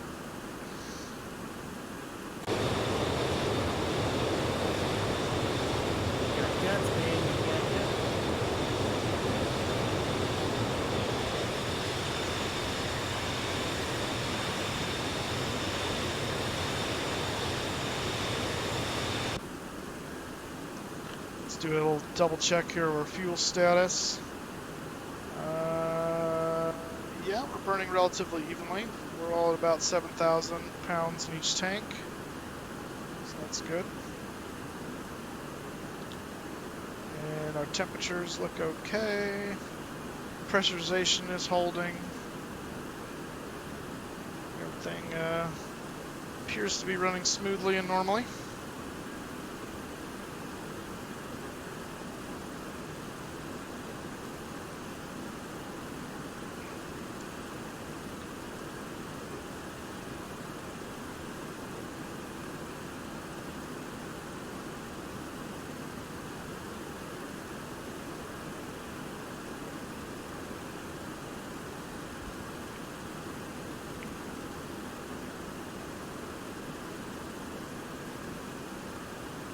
I had a good laugh Friday.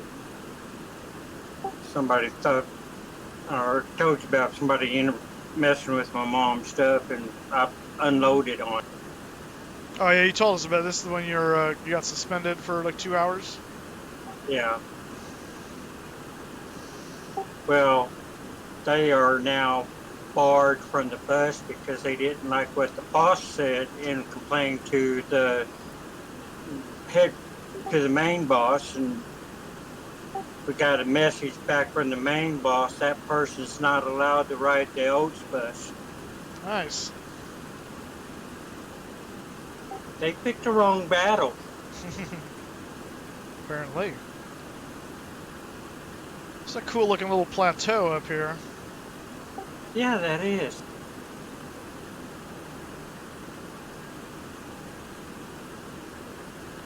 I kind of want there to be an airport on top of that thing.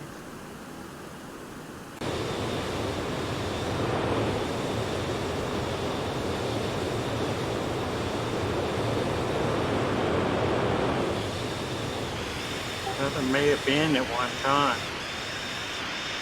It's a pretty area.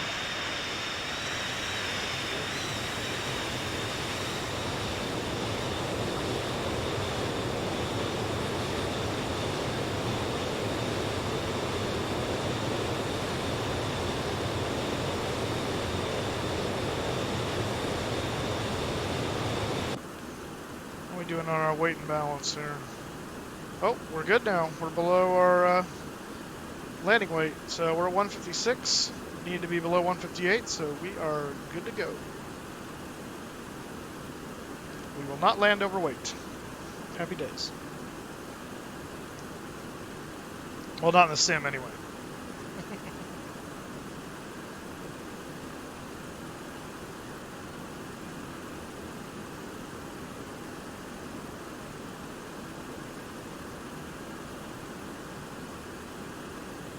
It's about a 7,000.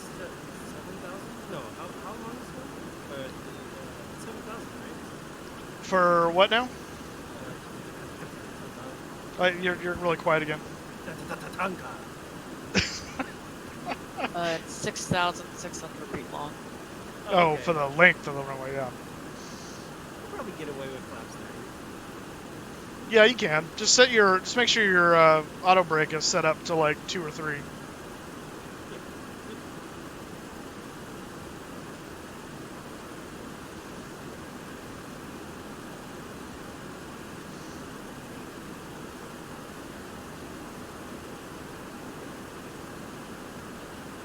I mean, I landed on 6,000. Actually, about the same, 6,600 some odd foot runway last night with flaps 28 in the Mad Dog. So, what I didn't do, I realized, because I actually would have stopped a lot quicker. I forgot I'd set my auto brake to minimum, and given the runway length, I should have set it to at least medium or higher. So I was realizing, I was like, we're not stopping. So I'm like manually braking hard at the end there. Then again, this does have a display set. It does have a what? Display set. It does. Yeah. Should. No, it was not 4,000 feet in the air, but neither is this. This is 3,000 feet in the air.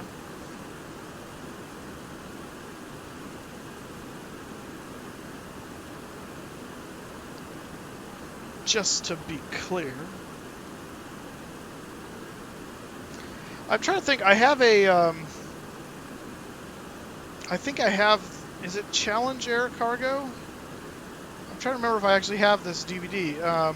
One of the cockpit video series. I can't remember if they go into Tegucigalpa or if it was going into La Paz, Bolivia, at like 8,000 foot elevation or whatever that is, 9,000 foot. Simfest is on. I love those guys. Pavlins, how's it going, man? Yeah, I missed my chance to talk to Gary at Expo. I was like right there, but he was like engaged with somebody else. I didn't want to disrupt him, and then I never saw him again. I so want to go to the UK at some point and fly their sim. It'd be so much fun. Well, for me, I just Googled new VATSIM client. The only things coming up is Swift, Xbox, Xbox, and VPilot. Yep, that's what happened to me too. So I don't know what's going on there, but I saw something about Probably the codec that you saw. No, it wasn't the codec. It wasn't the codec. It was something about another client. I just think it was only posted on like Facebook or something, so that's why it's not coming up in a Google search. Cause it wasn't done. It was like a preview of what was coming. Do we still only have 3, by the way, for fantasy? It appears to be so. We need more than just another person. We need another few people. I think the minimum you need is like 6 to really make it anything. I've never grasped the concept. Wait, what? Concept of fantasy football. Oh. Minimum is 4. I can't imagine 4 would be very fun. Seems weird. Actually, I would think the minimum to make it really good would be 8. Would be the. I've heard the maximum you want to do really is 12 because you start running out of players real quick. Even 12 is a little tough to do sometimes. 10 is like the sweet spot in my opinion. The lowest I think we've ever done is 8. And the problem with 8 is there's so many good players available that everyone can easily make a dominant team. No one's counting on just 1 or 2 really good players and then filling the rest of the roster with mediocre. Everyone can get a star. Or 46 miles from La Hora and then to Tatanka, as Kevin says. 10 at that point. I love that movie, by the way, Dance with Wolves. It's a good movie. Yeah. The best part, though, is the beginning with the weird, like, crazy guy in the fort. It's like, that ends up killing himself. I've just wet my pants, and there's nothing anyone can do about it. like, okay.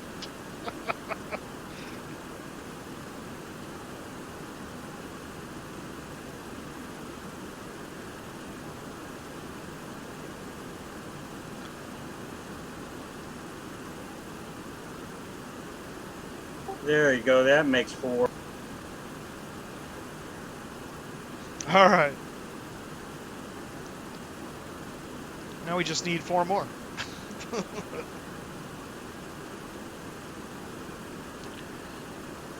At least 2. At least 2, yeah.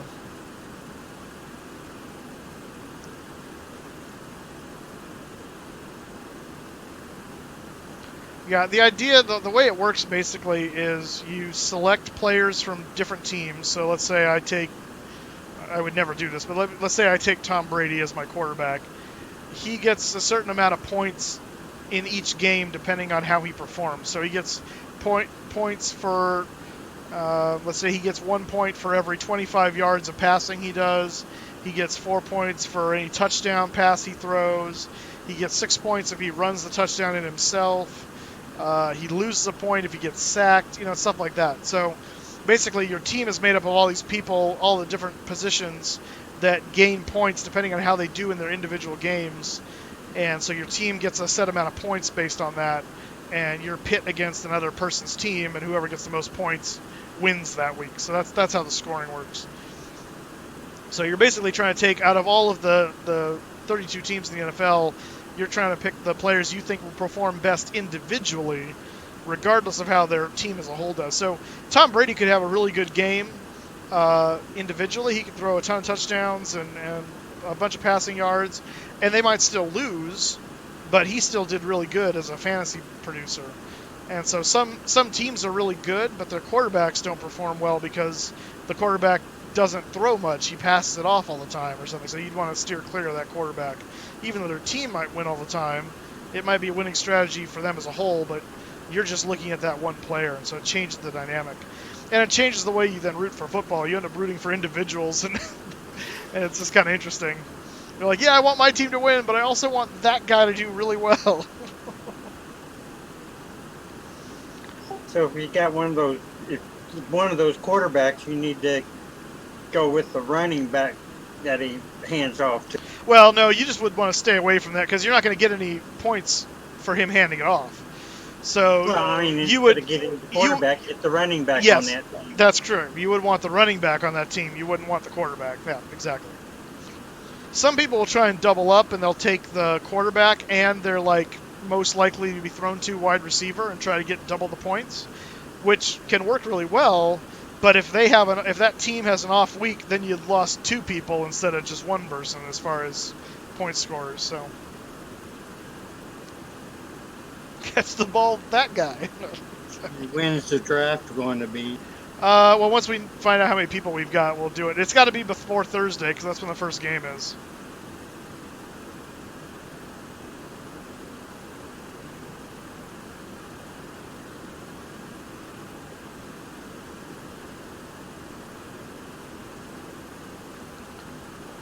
Right, we still don't have the VOR for Tatanka.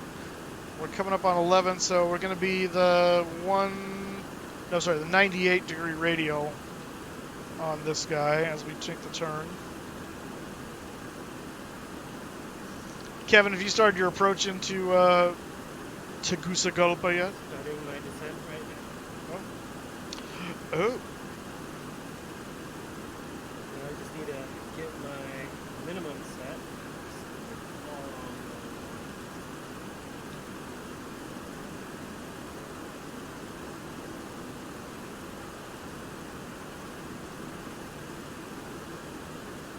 Minimum's like 4,144 feet. Yeah, it's like 44 or something.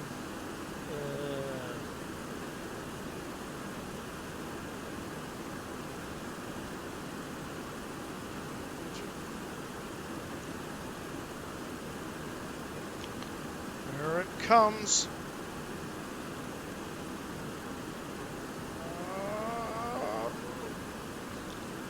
And there's the cone of confusion.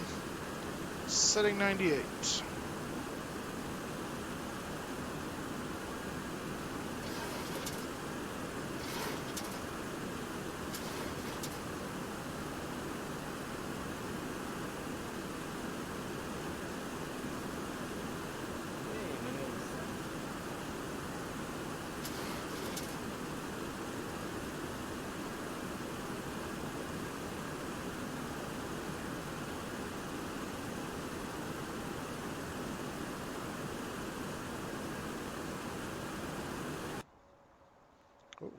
From the forest floor. That's cool. Not what I meant to hit, but...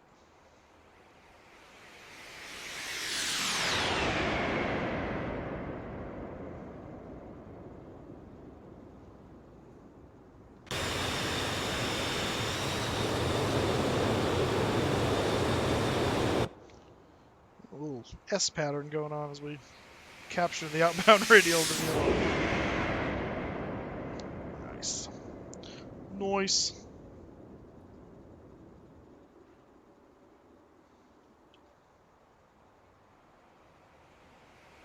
Now, is this something we're going to do on Discord only, or?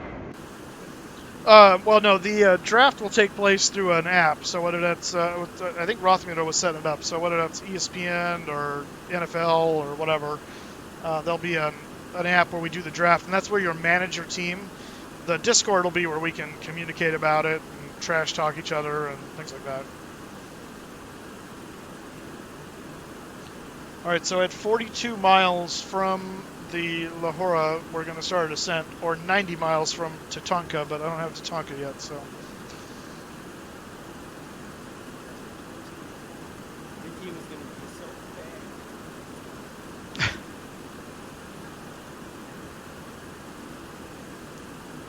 Whatever you do, don't crash and then block the runway with your wreckage. Oh, you know I will. That goes for you too, David. No blocking the runway with your wreckage. At least have the decency to, die off the runway. Go into a Decent times, Moose. These aren't decent. go into a hill or something.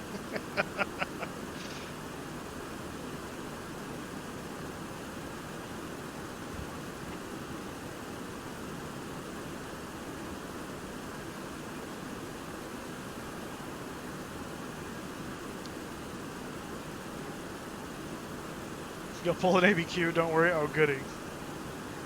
Actually, that's fine, because that means you'll run off the runway. You can die out there. As long as I can land on the runway, then that's fine. That works. I can get behind that.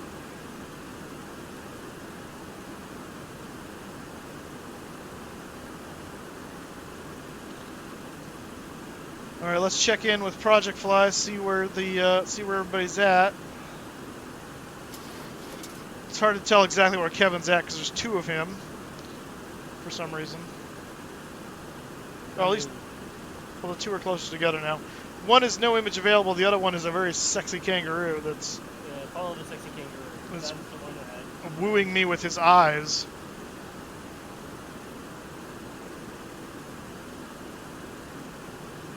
Know where that came from.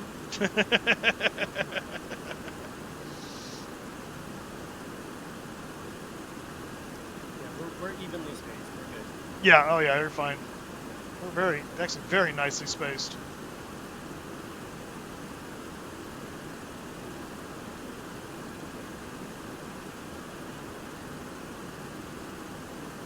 What the? Oh.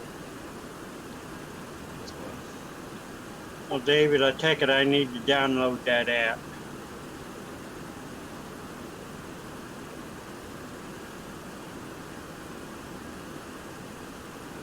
Yeah, he'll post in Discord what you need to get once we get to that point. That's what I'm looking at. Oh, he already put it in there? Okay.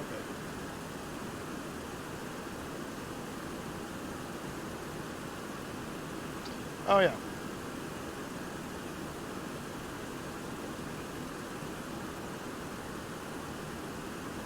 Oops. Don't do that.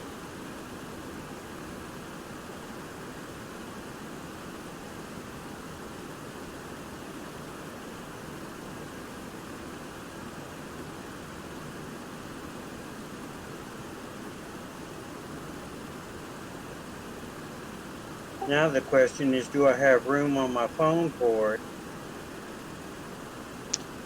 That is a good question.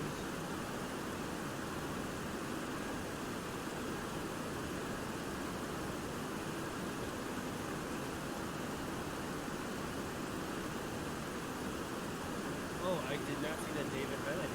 No, talking about don't know well enough.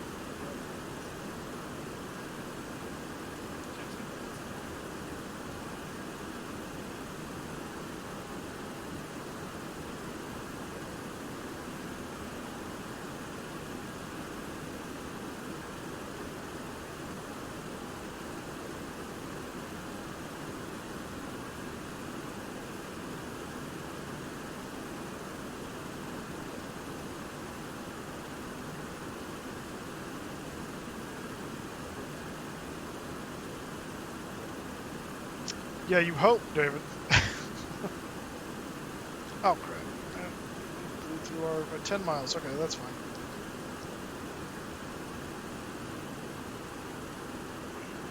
Oh, you didn't descend. Yeah, I forgot to start my descent. Altitude select.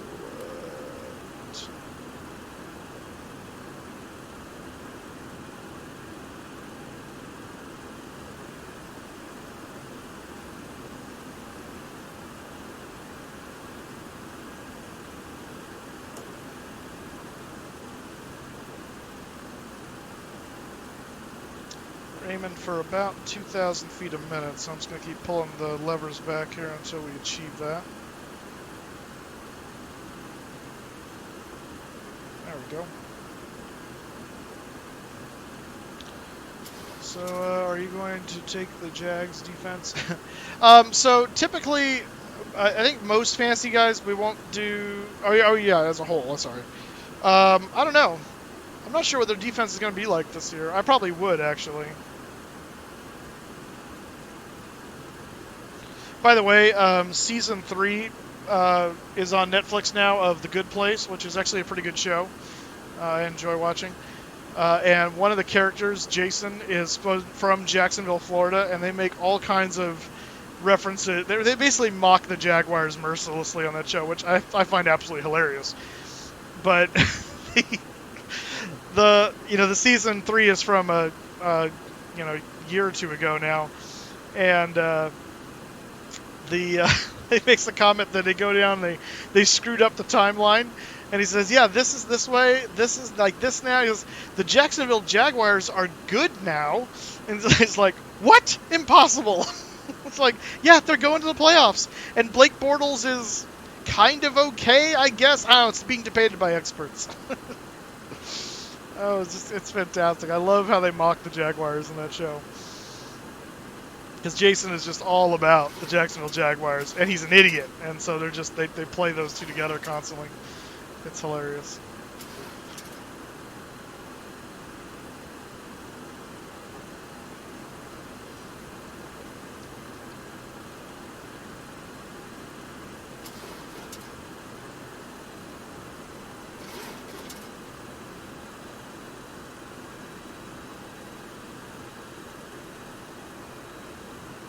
Oh, we have Tatanka now, so let's switch over to that. Oh.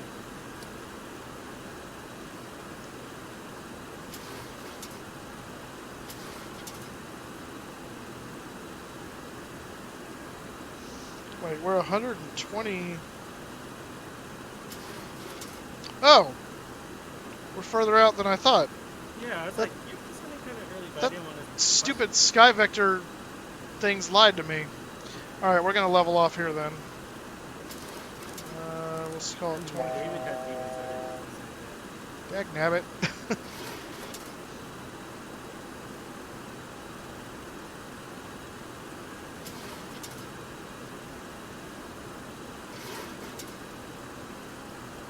Portal's decent if possible.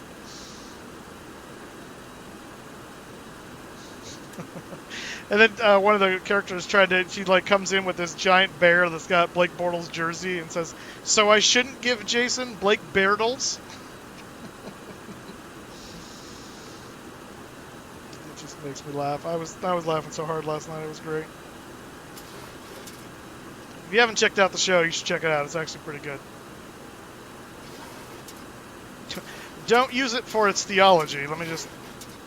There's nothing to do with that, but it's a good, funny show.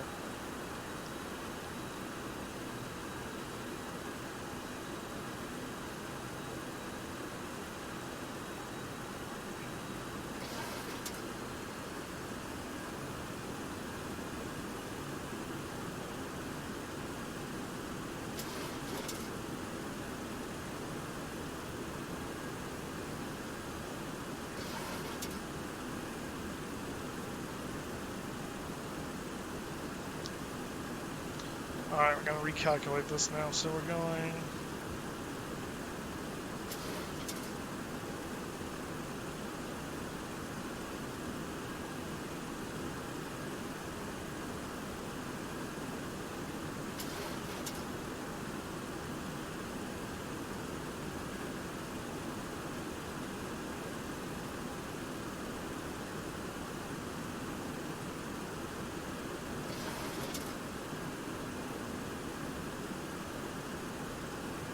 Alright, so 60 miles out is where we'll descend from this point now. Now that we dropped way too early.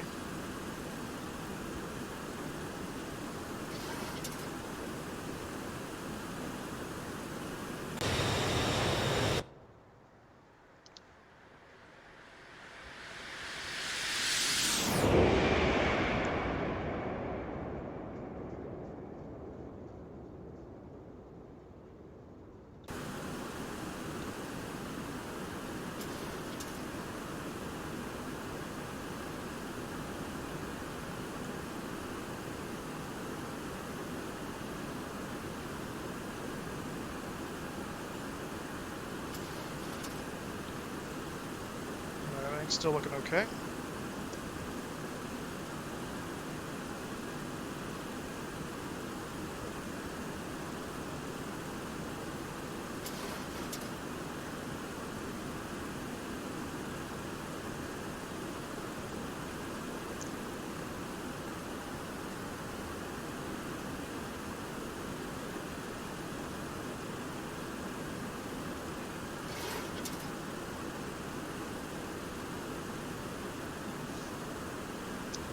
Kevin, where are you at with your approach at the moment?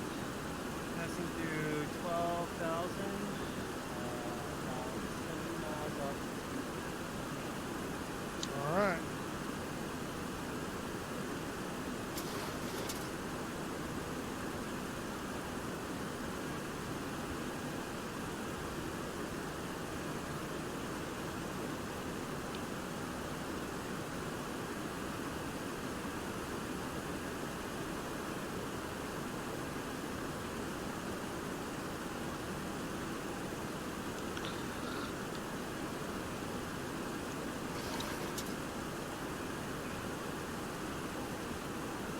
Passing 190, David. All right.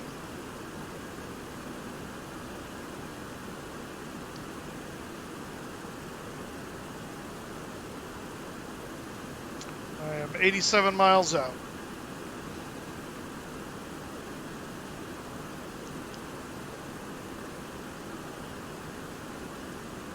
That's the Tonka VOR you're talking about? Yeah. Well, the VOR is like right at the field, so practically. But Yeah. at that point, that's when we started a big arc around, so it won't be like we're 87 miles from landing. We're 87 miles, and then we go up and around and back in.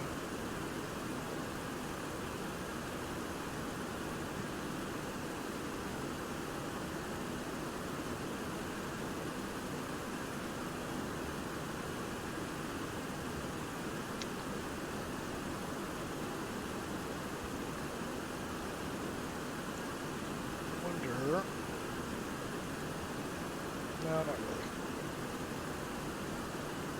I think I'm going to have to reinstall P3D. It just comes up with a black screen after the airplane loads up. Oh, that stinks.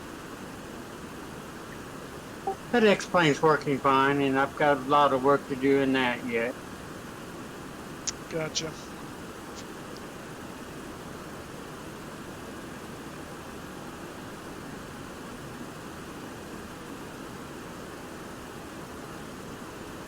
Nice thing about having several different sims, when you have a problem with one, you could just switch to the other one and use the other one for a while. Exactly. That's what I did with X-Plane when P3D was down for a while, because I couldn't get the reactivation code from Lockheed Martin right away. 73 miles, another, well, 72 miles now, so another 12 miles to go, and we'll continue our descent.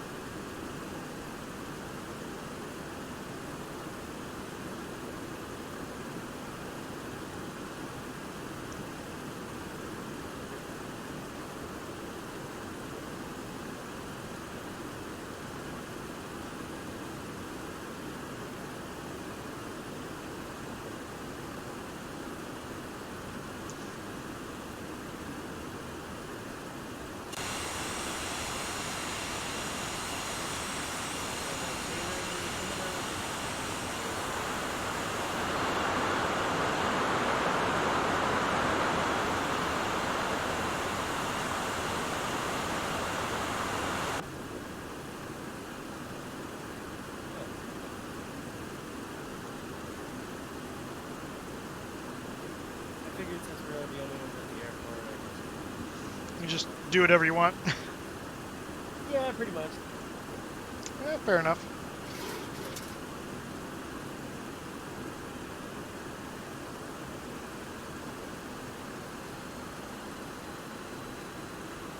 Don't you traffic alert me? Was it Rothmuller? Yeah. I don't know what he's doing. He's killing me.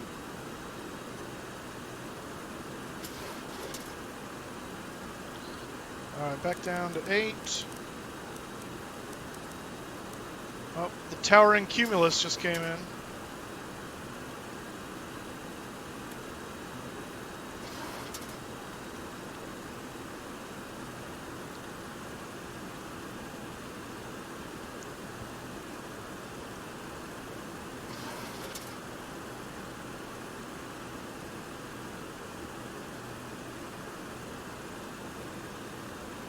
Might have to pull up the tablet and try to attempt to follow the line on the tab.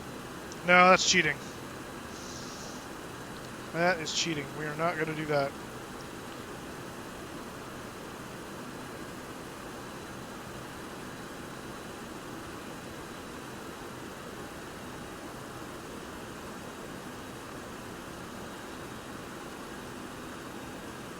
Alright, we're out of 23.5 for 8,000. Set in that circle. Kevin's starting to circle. It's like Red Route 1 in Hunt for October. Well, I think I have the field in sight. Oh, you're that close to me? Oh, oh you haven't hit TNT yet. Yeah, I'm coming. I haven't hit DT yet, but Tatanka. Oh, actually, that's a side field. That's not the actual airport. Yeah, don't mistake the airport for the wrong one. That would be bad. That's bad.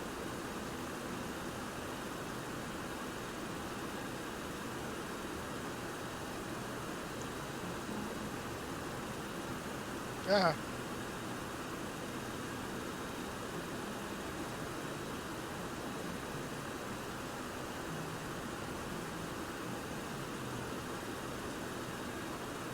Are we there yet? Negative.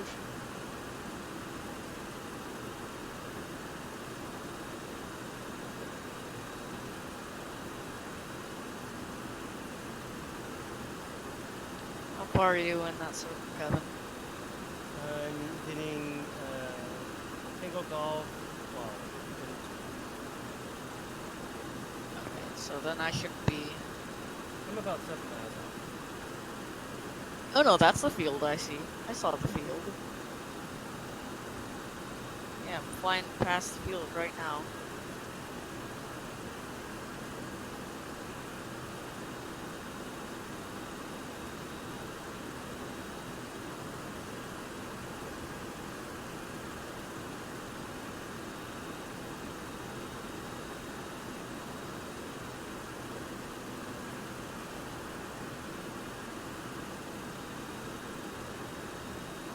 Conditions look good for landing. Excellent. Oh yeah, it's great. Current METAR at Tegucigalpa, winds 201 at 1 knots. Visibility unlimited, broken at 3,200, which is like right out on the field. Temperature 30, 2.16, and altimeter is 3009er or 1019, depending on how you want to get that. And we're passing 19,000, so oops, what did I just say it was? 3009er?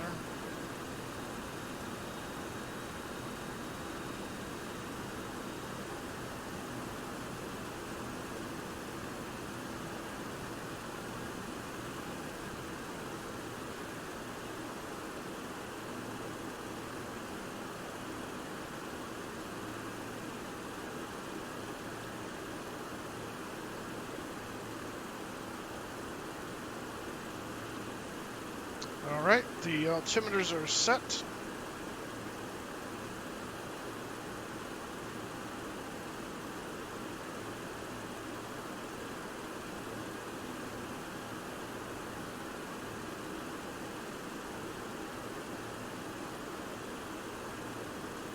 gosh, this hurts. Little Mac, how you doing? Error connecting to remote server. What the heck? Huh? That's weird. Is it like US METARs?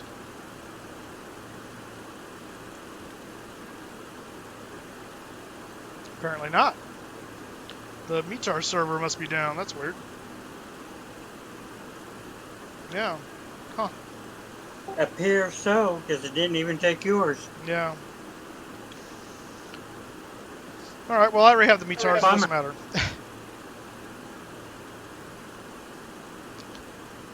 Alright, we're gonna go landing lights on. I now realize how incredibly close I'll be to the ground. Going around. Oh, Kevin failed his first attempt.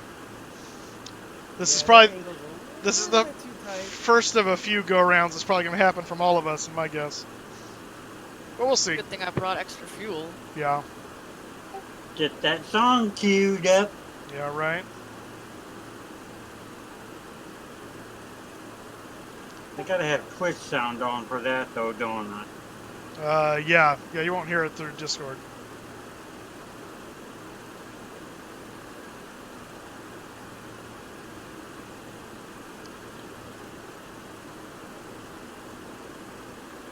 I'm so nervous just looking at the ground.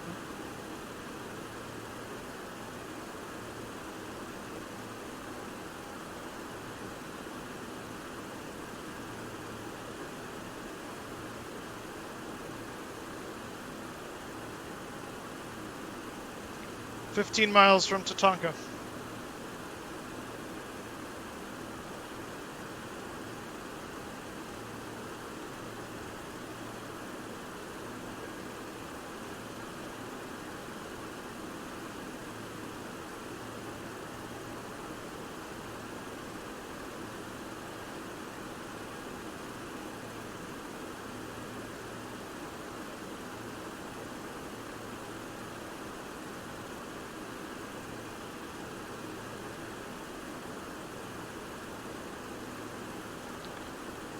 Predict a go-around. We're going to slow to 250 knots.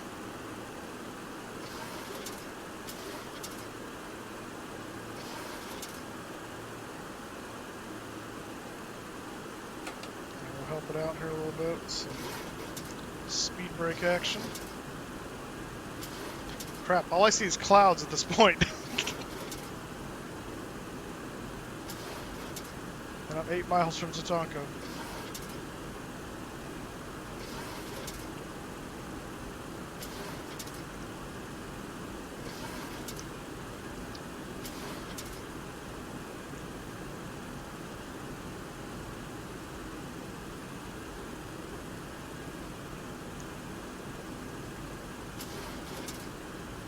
I got the field in sight. I'm coming into land.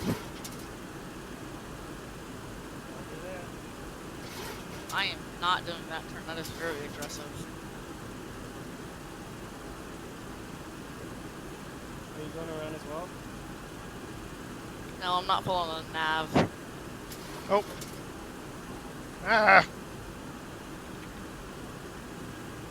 Field in sight. We're coming over to Tatanka right now. Yeah, we crossed about This is going to be 2 real. miles out.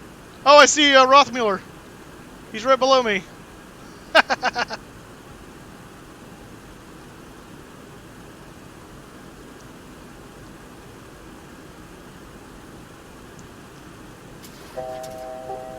I didn't see it.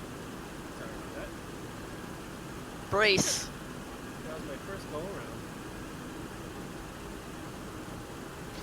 around. Is that the field there off? That's the field right there. We're going to switch to heading.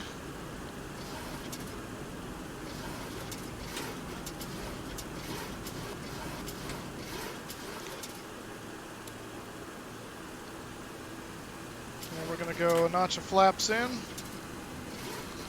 That's the airport right there. And Rothmuller was attempting his run. I don't see him at the moment, though.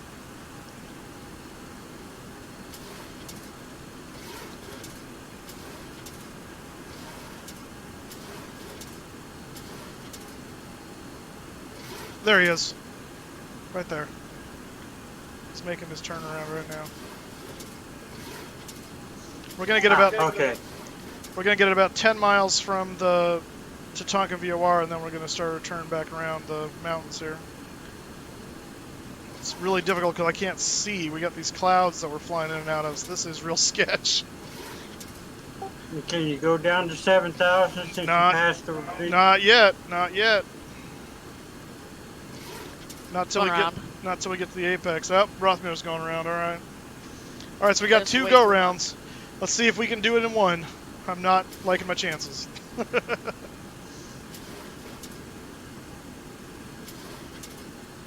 Yeah, you got to swing wide for that one turn. Sweet chariot. Swing low, sweet chariot. I'm surprised the Nightbot didn't correct me on my prediction. I don't think it ever corrects them. It just doesn't register them if it doesn't work. All right, so I think we're swinging around this mountain right here. Should I go in for runway 20 instead? Another notch of flaps. Not yet, you can't, because I'm going to come around to 2 myself. I'm gonna try 2 one more time, and then if I can't do it, Yeah, runway 20 is gonna be really hard, much easier. You could try doing the VOR approach in. It's more of a straight in to 2. Yeah, but that's not as cool. Well, neither is coming out on 20.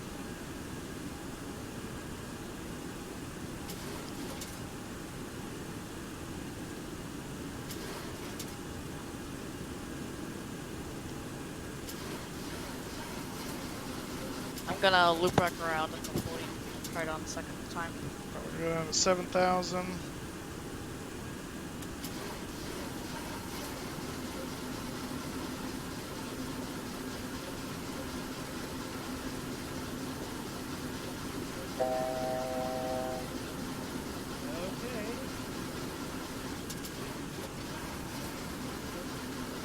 okay. This thing's going nuts. Oh, I see. There's Rothmiller, I think, right there, maybe. Or is that Kevin? They're coming in for a approach, I think. Well, it might be you. You're to my left. Kevin, you go first now.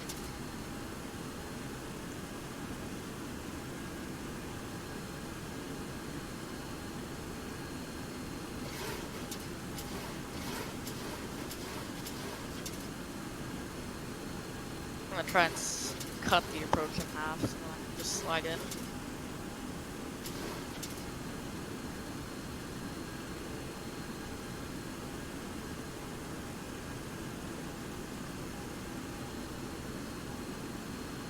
We're a little wider on my circle than I thought I'd be. That's good. Don't go too narrow in. No, I know that, but I mean, just for... I don't want to get too far off course, because then I'll not find the runway again.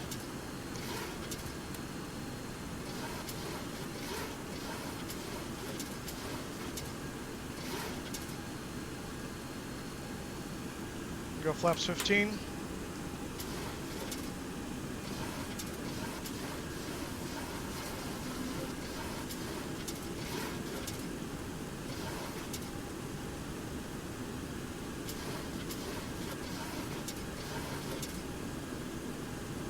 Alright, I'm on the ground. Oh, you made it second time, huh? Yes, sir. Do 109 20? feet per minute. Nice. Do 20 or 02? 02, buddy. Alright, Moose, which waypoint are you at? I'm not at a waypoint. I'm on my, what you might call the downwind. Oh shoot, I don't know where you're at. Well, actually, I'm at the top of that loop. I'm opposite. I'm gonna cut in front of you then. I'm opposite Tatanka.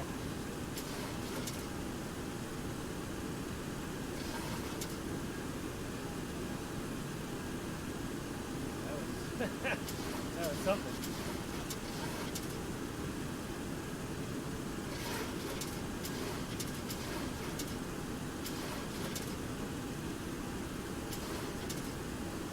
That was really Alright, there's the airport. That's the canyon I think we want to be in right there.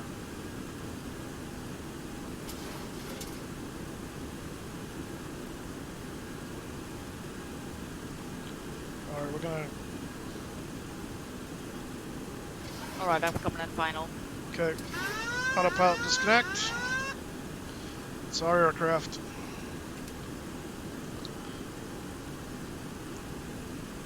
one, I wish you all good luck. Welcome. Oh, I see you on TCAS, David. Here at my 10 o'clock. I gotta beat some speed here.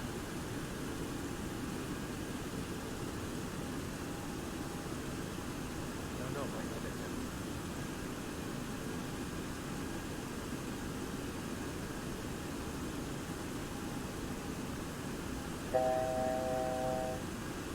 didn't. Just don't land before you get to the runway. Oh, is that how that works? You don't say.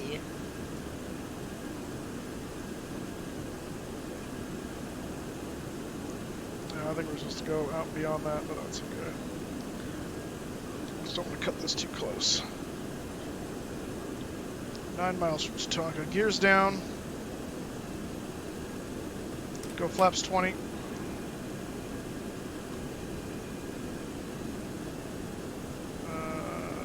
To landing, set bugs.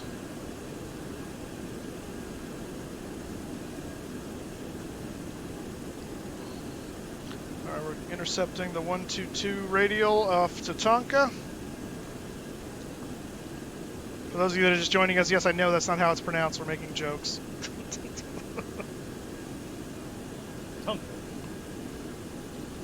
And final approach flaps. Flaps 30 coming in. Taxi light on.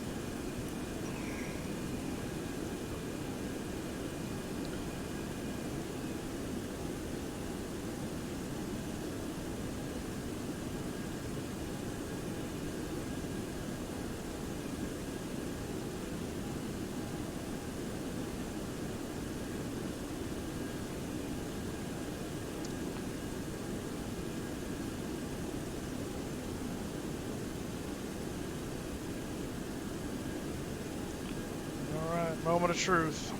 Well, almost, anyway.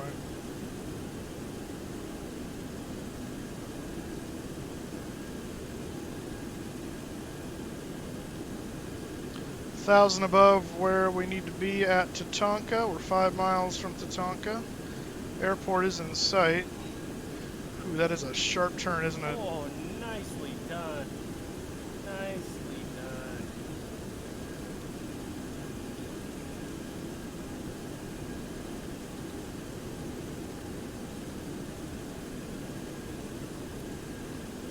Wunderbar, David. Wunderbar.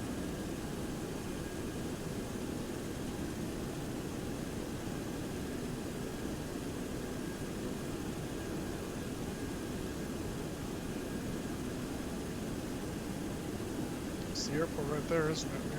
Good grief. Whew, that is a 1,000. super tight turn.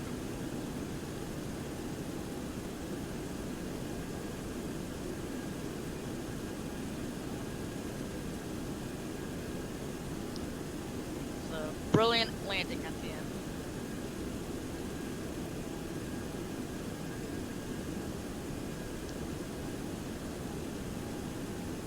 Oh my gosh. Oh, this is no joke. Holy crap. Alright, there's minimums. Runway in You sight. want to be really low for your landing. I'm more aware of that.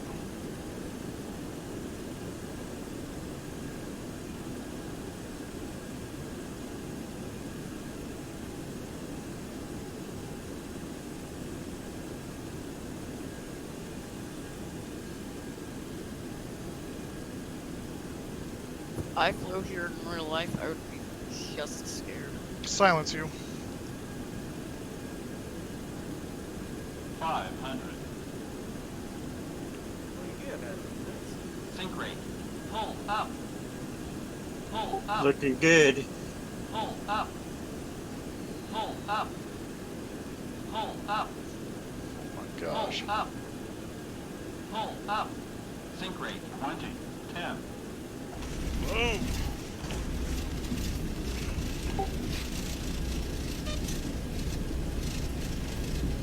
Welcome to Mooseport. And the Moose got it on the first attempt. No, we didn't. No, he's gotta stop. I gotta stop. Brakes are maxed. Reversers are maxed. Oh my gosh! No! Oh! Dang thing wouldn't stop. I forgot there's like a weird like sequence I gotta do to engage the reversers, so it didn't like go right away. Oh! Now look for feet. Dang it! Oh! Suck! I spoke too soon. Yes, you did. Jinxed me. Well, we're over here. We made it over onto the grass.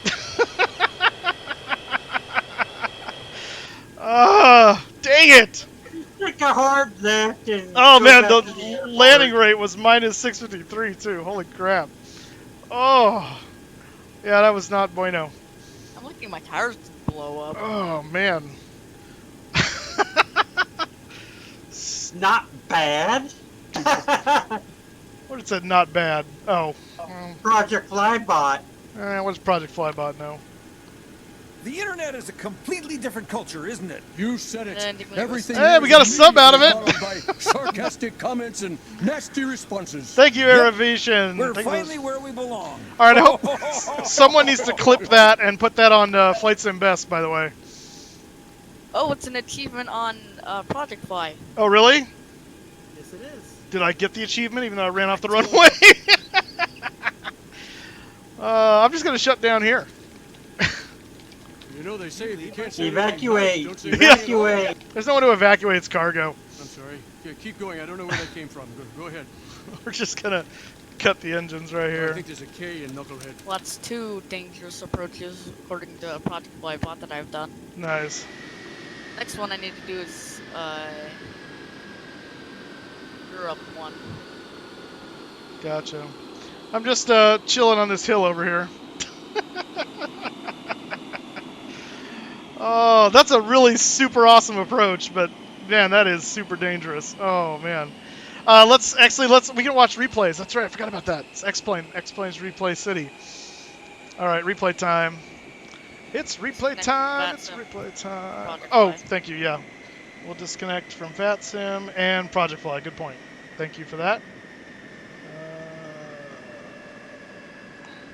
Progress complete. Complete. Thank you. Oh yeah, unlock the challenging approach Tatanka achievement. Hey, don't beep at me. By the way, your aviation, thank you for the follow as well. Thank you for the sub and the follow. I appreciate that very much. Let's do some replays. This is one for the records book. That's right. Let's see. Yeah, that's one for the video log. Oh, that's gonna take a while. Let's not do it that way. That was a good landing, David. Well done. I flared way too much on that approach. That's okay. What was your landing rate, bud? -223. Look at this. Look at this shot right here. This is a cool shot. this is death. I mean, at the end of the day, I was too high. That's David. Yeah. David's right. I came in too high. So I came in too high, and then I had to drop down, and I got too much speed. I came in too fast. I mean, that's really what happened. I should have begged off at this point. That's really what I should have done. But I thought I could save it. And then Yeah, you should have gone around. Yeah, I should. Yeah, this is definitely the hardest approach I've ever done. Yeah, this is sure. This is definitely evil. Let's do. I want to try. Let me see. Tower. Where are you at? Yes. Here we go. This will be good. David, it's gone. Oh my gosh! Oh my gosh! I'm gonna watch replays using P3D. Oh, get it down! Ba-boom! Dave, you should try to use chase plane. Now, why is the airplane so? Why is the runway so dirty? I don't think that's Chase it. Plane has replays. It does actually. It's a beta feature. It's actually decent. 'Cause you Actually, what we see should do. animations from- Let's see here. Can we go this side? Yeah. All right. Boom. Okay, here we go. So here we are coming around. This is from the other end of the runway. Yeah, we'll do flight deck view too. Don't worry. Yeah, we were a bit high. I mean, you look like you're going to be too low until suddenly it's like, oh no, you're too high. It's because of all the hills. That's why this is so dangerous.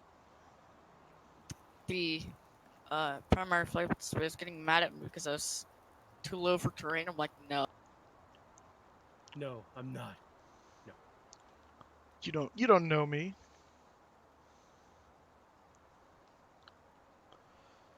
You don't know me.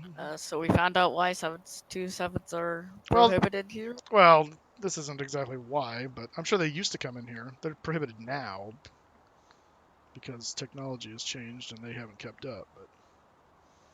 But oh man, save it. I would just like get it on the ground at the end there. Ooh. Sim's struggling with that one. There we go. It didn't look too bad. I mean. No, it didn't, but we landed so long that I couldn't stop. Oh my gosh! Look at this drifting. Ah!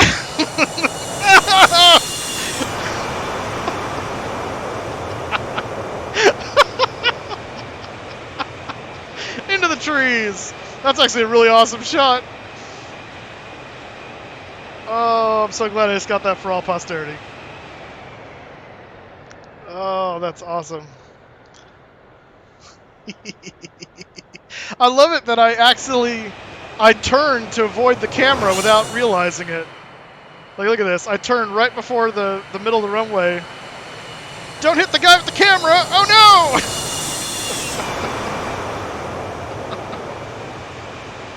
no! And goodbye. That's right, FlyJSim best. Here we come. All right, let's do a. We'll do a. I'll do a cockpit view so you guys can see what I saw. We'll run it back here a little bit. We'll go right there. All right, so this is what I saw from the cockpit.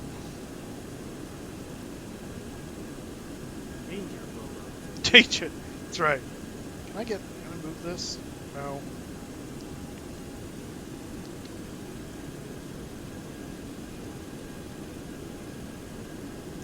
I don't know if anyone's clipped it yet. I told someone to clip it, but I don't know if they did. 500. Yeah, see, too high right here. Now, how do I do this? I've got the clip and ready to publish, but what do I put? You gotta copy the link to FlyJSim Best Discord. Pull up. Pull up. Sync rate 20. 10. Boom! And then it takes me a second to try and get those stupid reversers engaged. There they go. And I'm on the brakes all the way at this point. Reversers finally coming up, but it's just too late. Too little too late. We just got too much speed to be laid off. Photo gallery or general? No, not to me, to FlyJSim Best. You gotta FlyJSim Best Discord. That was fun. Alright, let's see if we can get a wing view. Let's see here. Can I? No, not like that, I can't. I think I went a full 90 degrees bank. Actually, I don't know that I can do a wing view. 90 degrees. I don't have a wing view. Twitter, We'll do it I now. see We'll do it Facebook, I see Reddit. I don't know. I've got. Well, can you send the link to someone so then they can maybe copy? Send it to Rothmiller. He'll do it.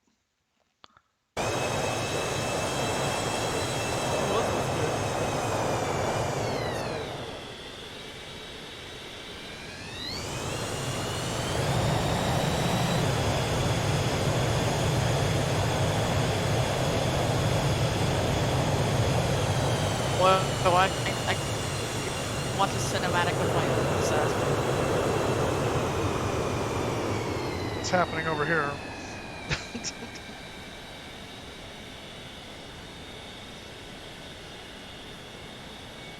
Actually didn't hit too far past the touchdown zone, but with way too much speed.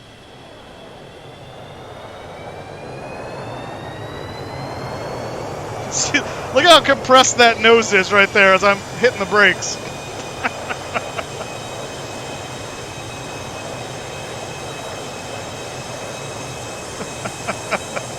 Power slide!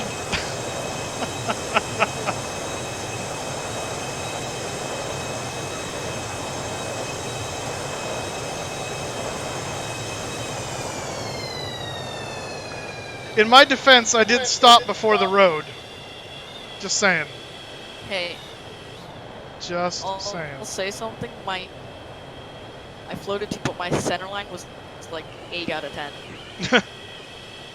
Nice. Oh, that was hilarious.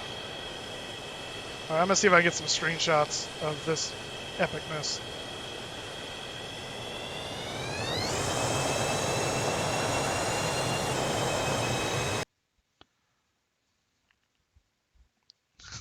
This is seconds before disaster here. There it is. There's the. this is the sum up of I how. think I got it up on the live stream channel. This is the summary of of this landing right here. Oh, that's just fantastic.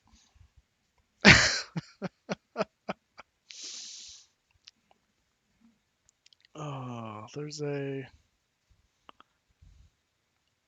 R, but that toggles it. Yeah, I got a clip posted to the live stream channel on your server, Okay. Discord Moose. All right.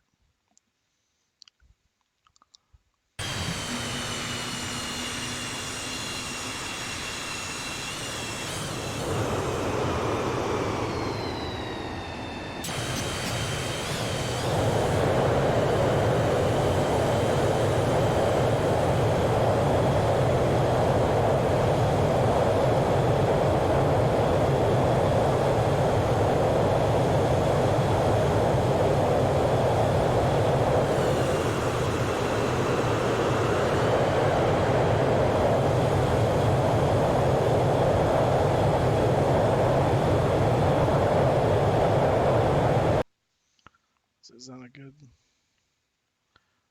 That's a pretty epic shot right there. Shift space. All right, grab that. All right, clip is submitted. There's a way to get that back, and I don't remember what it is. Replay. Not the replay mode, but there's a controls visibility. There we go. I knew there was one here somewhere. Let me see. What can I set that to that won't interfere with other things? F10 maybe? Yeah, do that. There we go. Yeah, I knew there was a way to do this.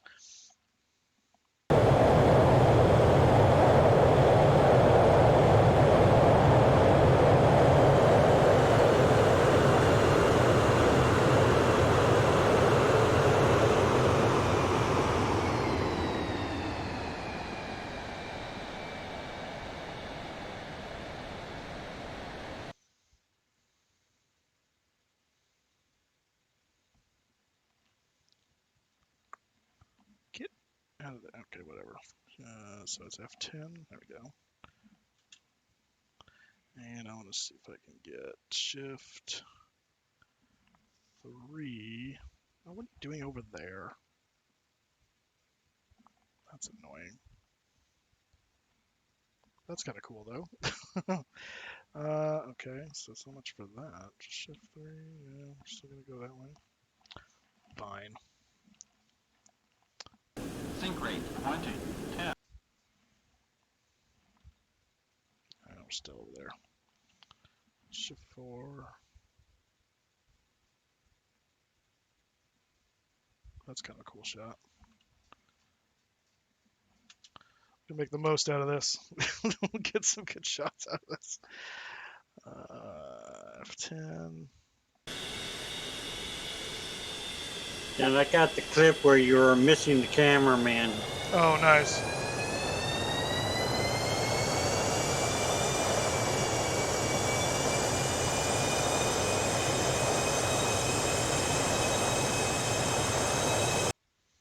Actually,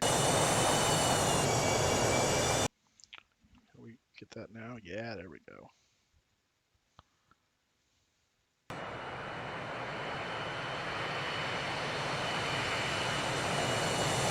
Okay, what the heck is all this nonsense? Figure out what crap is in the air.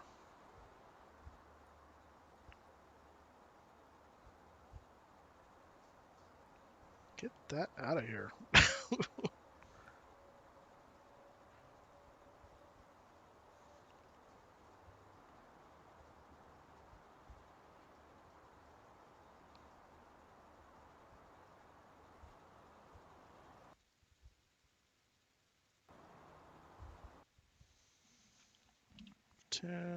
Screen that.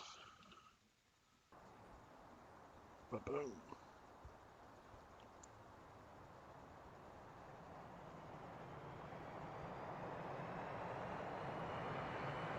Oh my gosh!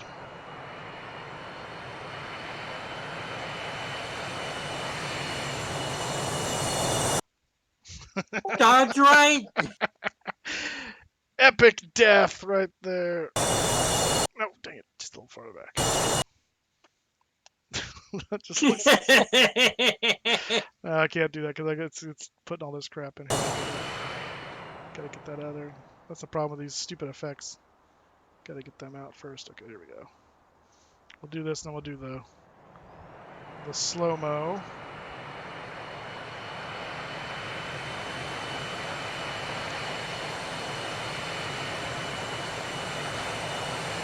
No!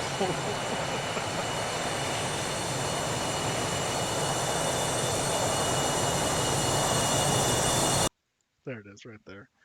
F10. Oh my gosh! A little screenshot of that. And we'll continue.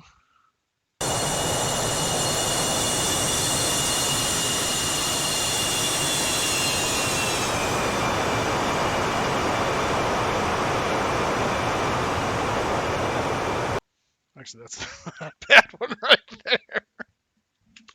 Take that.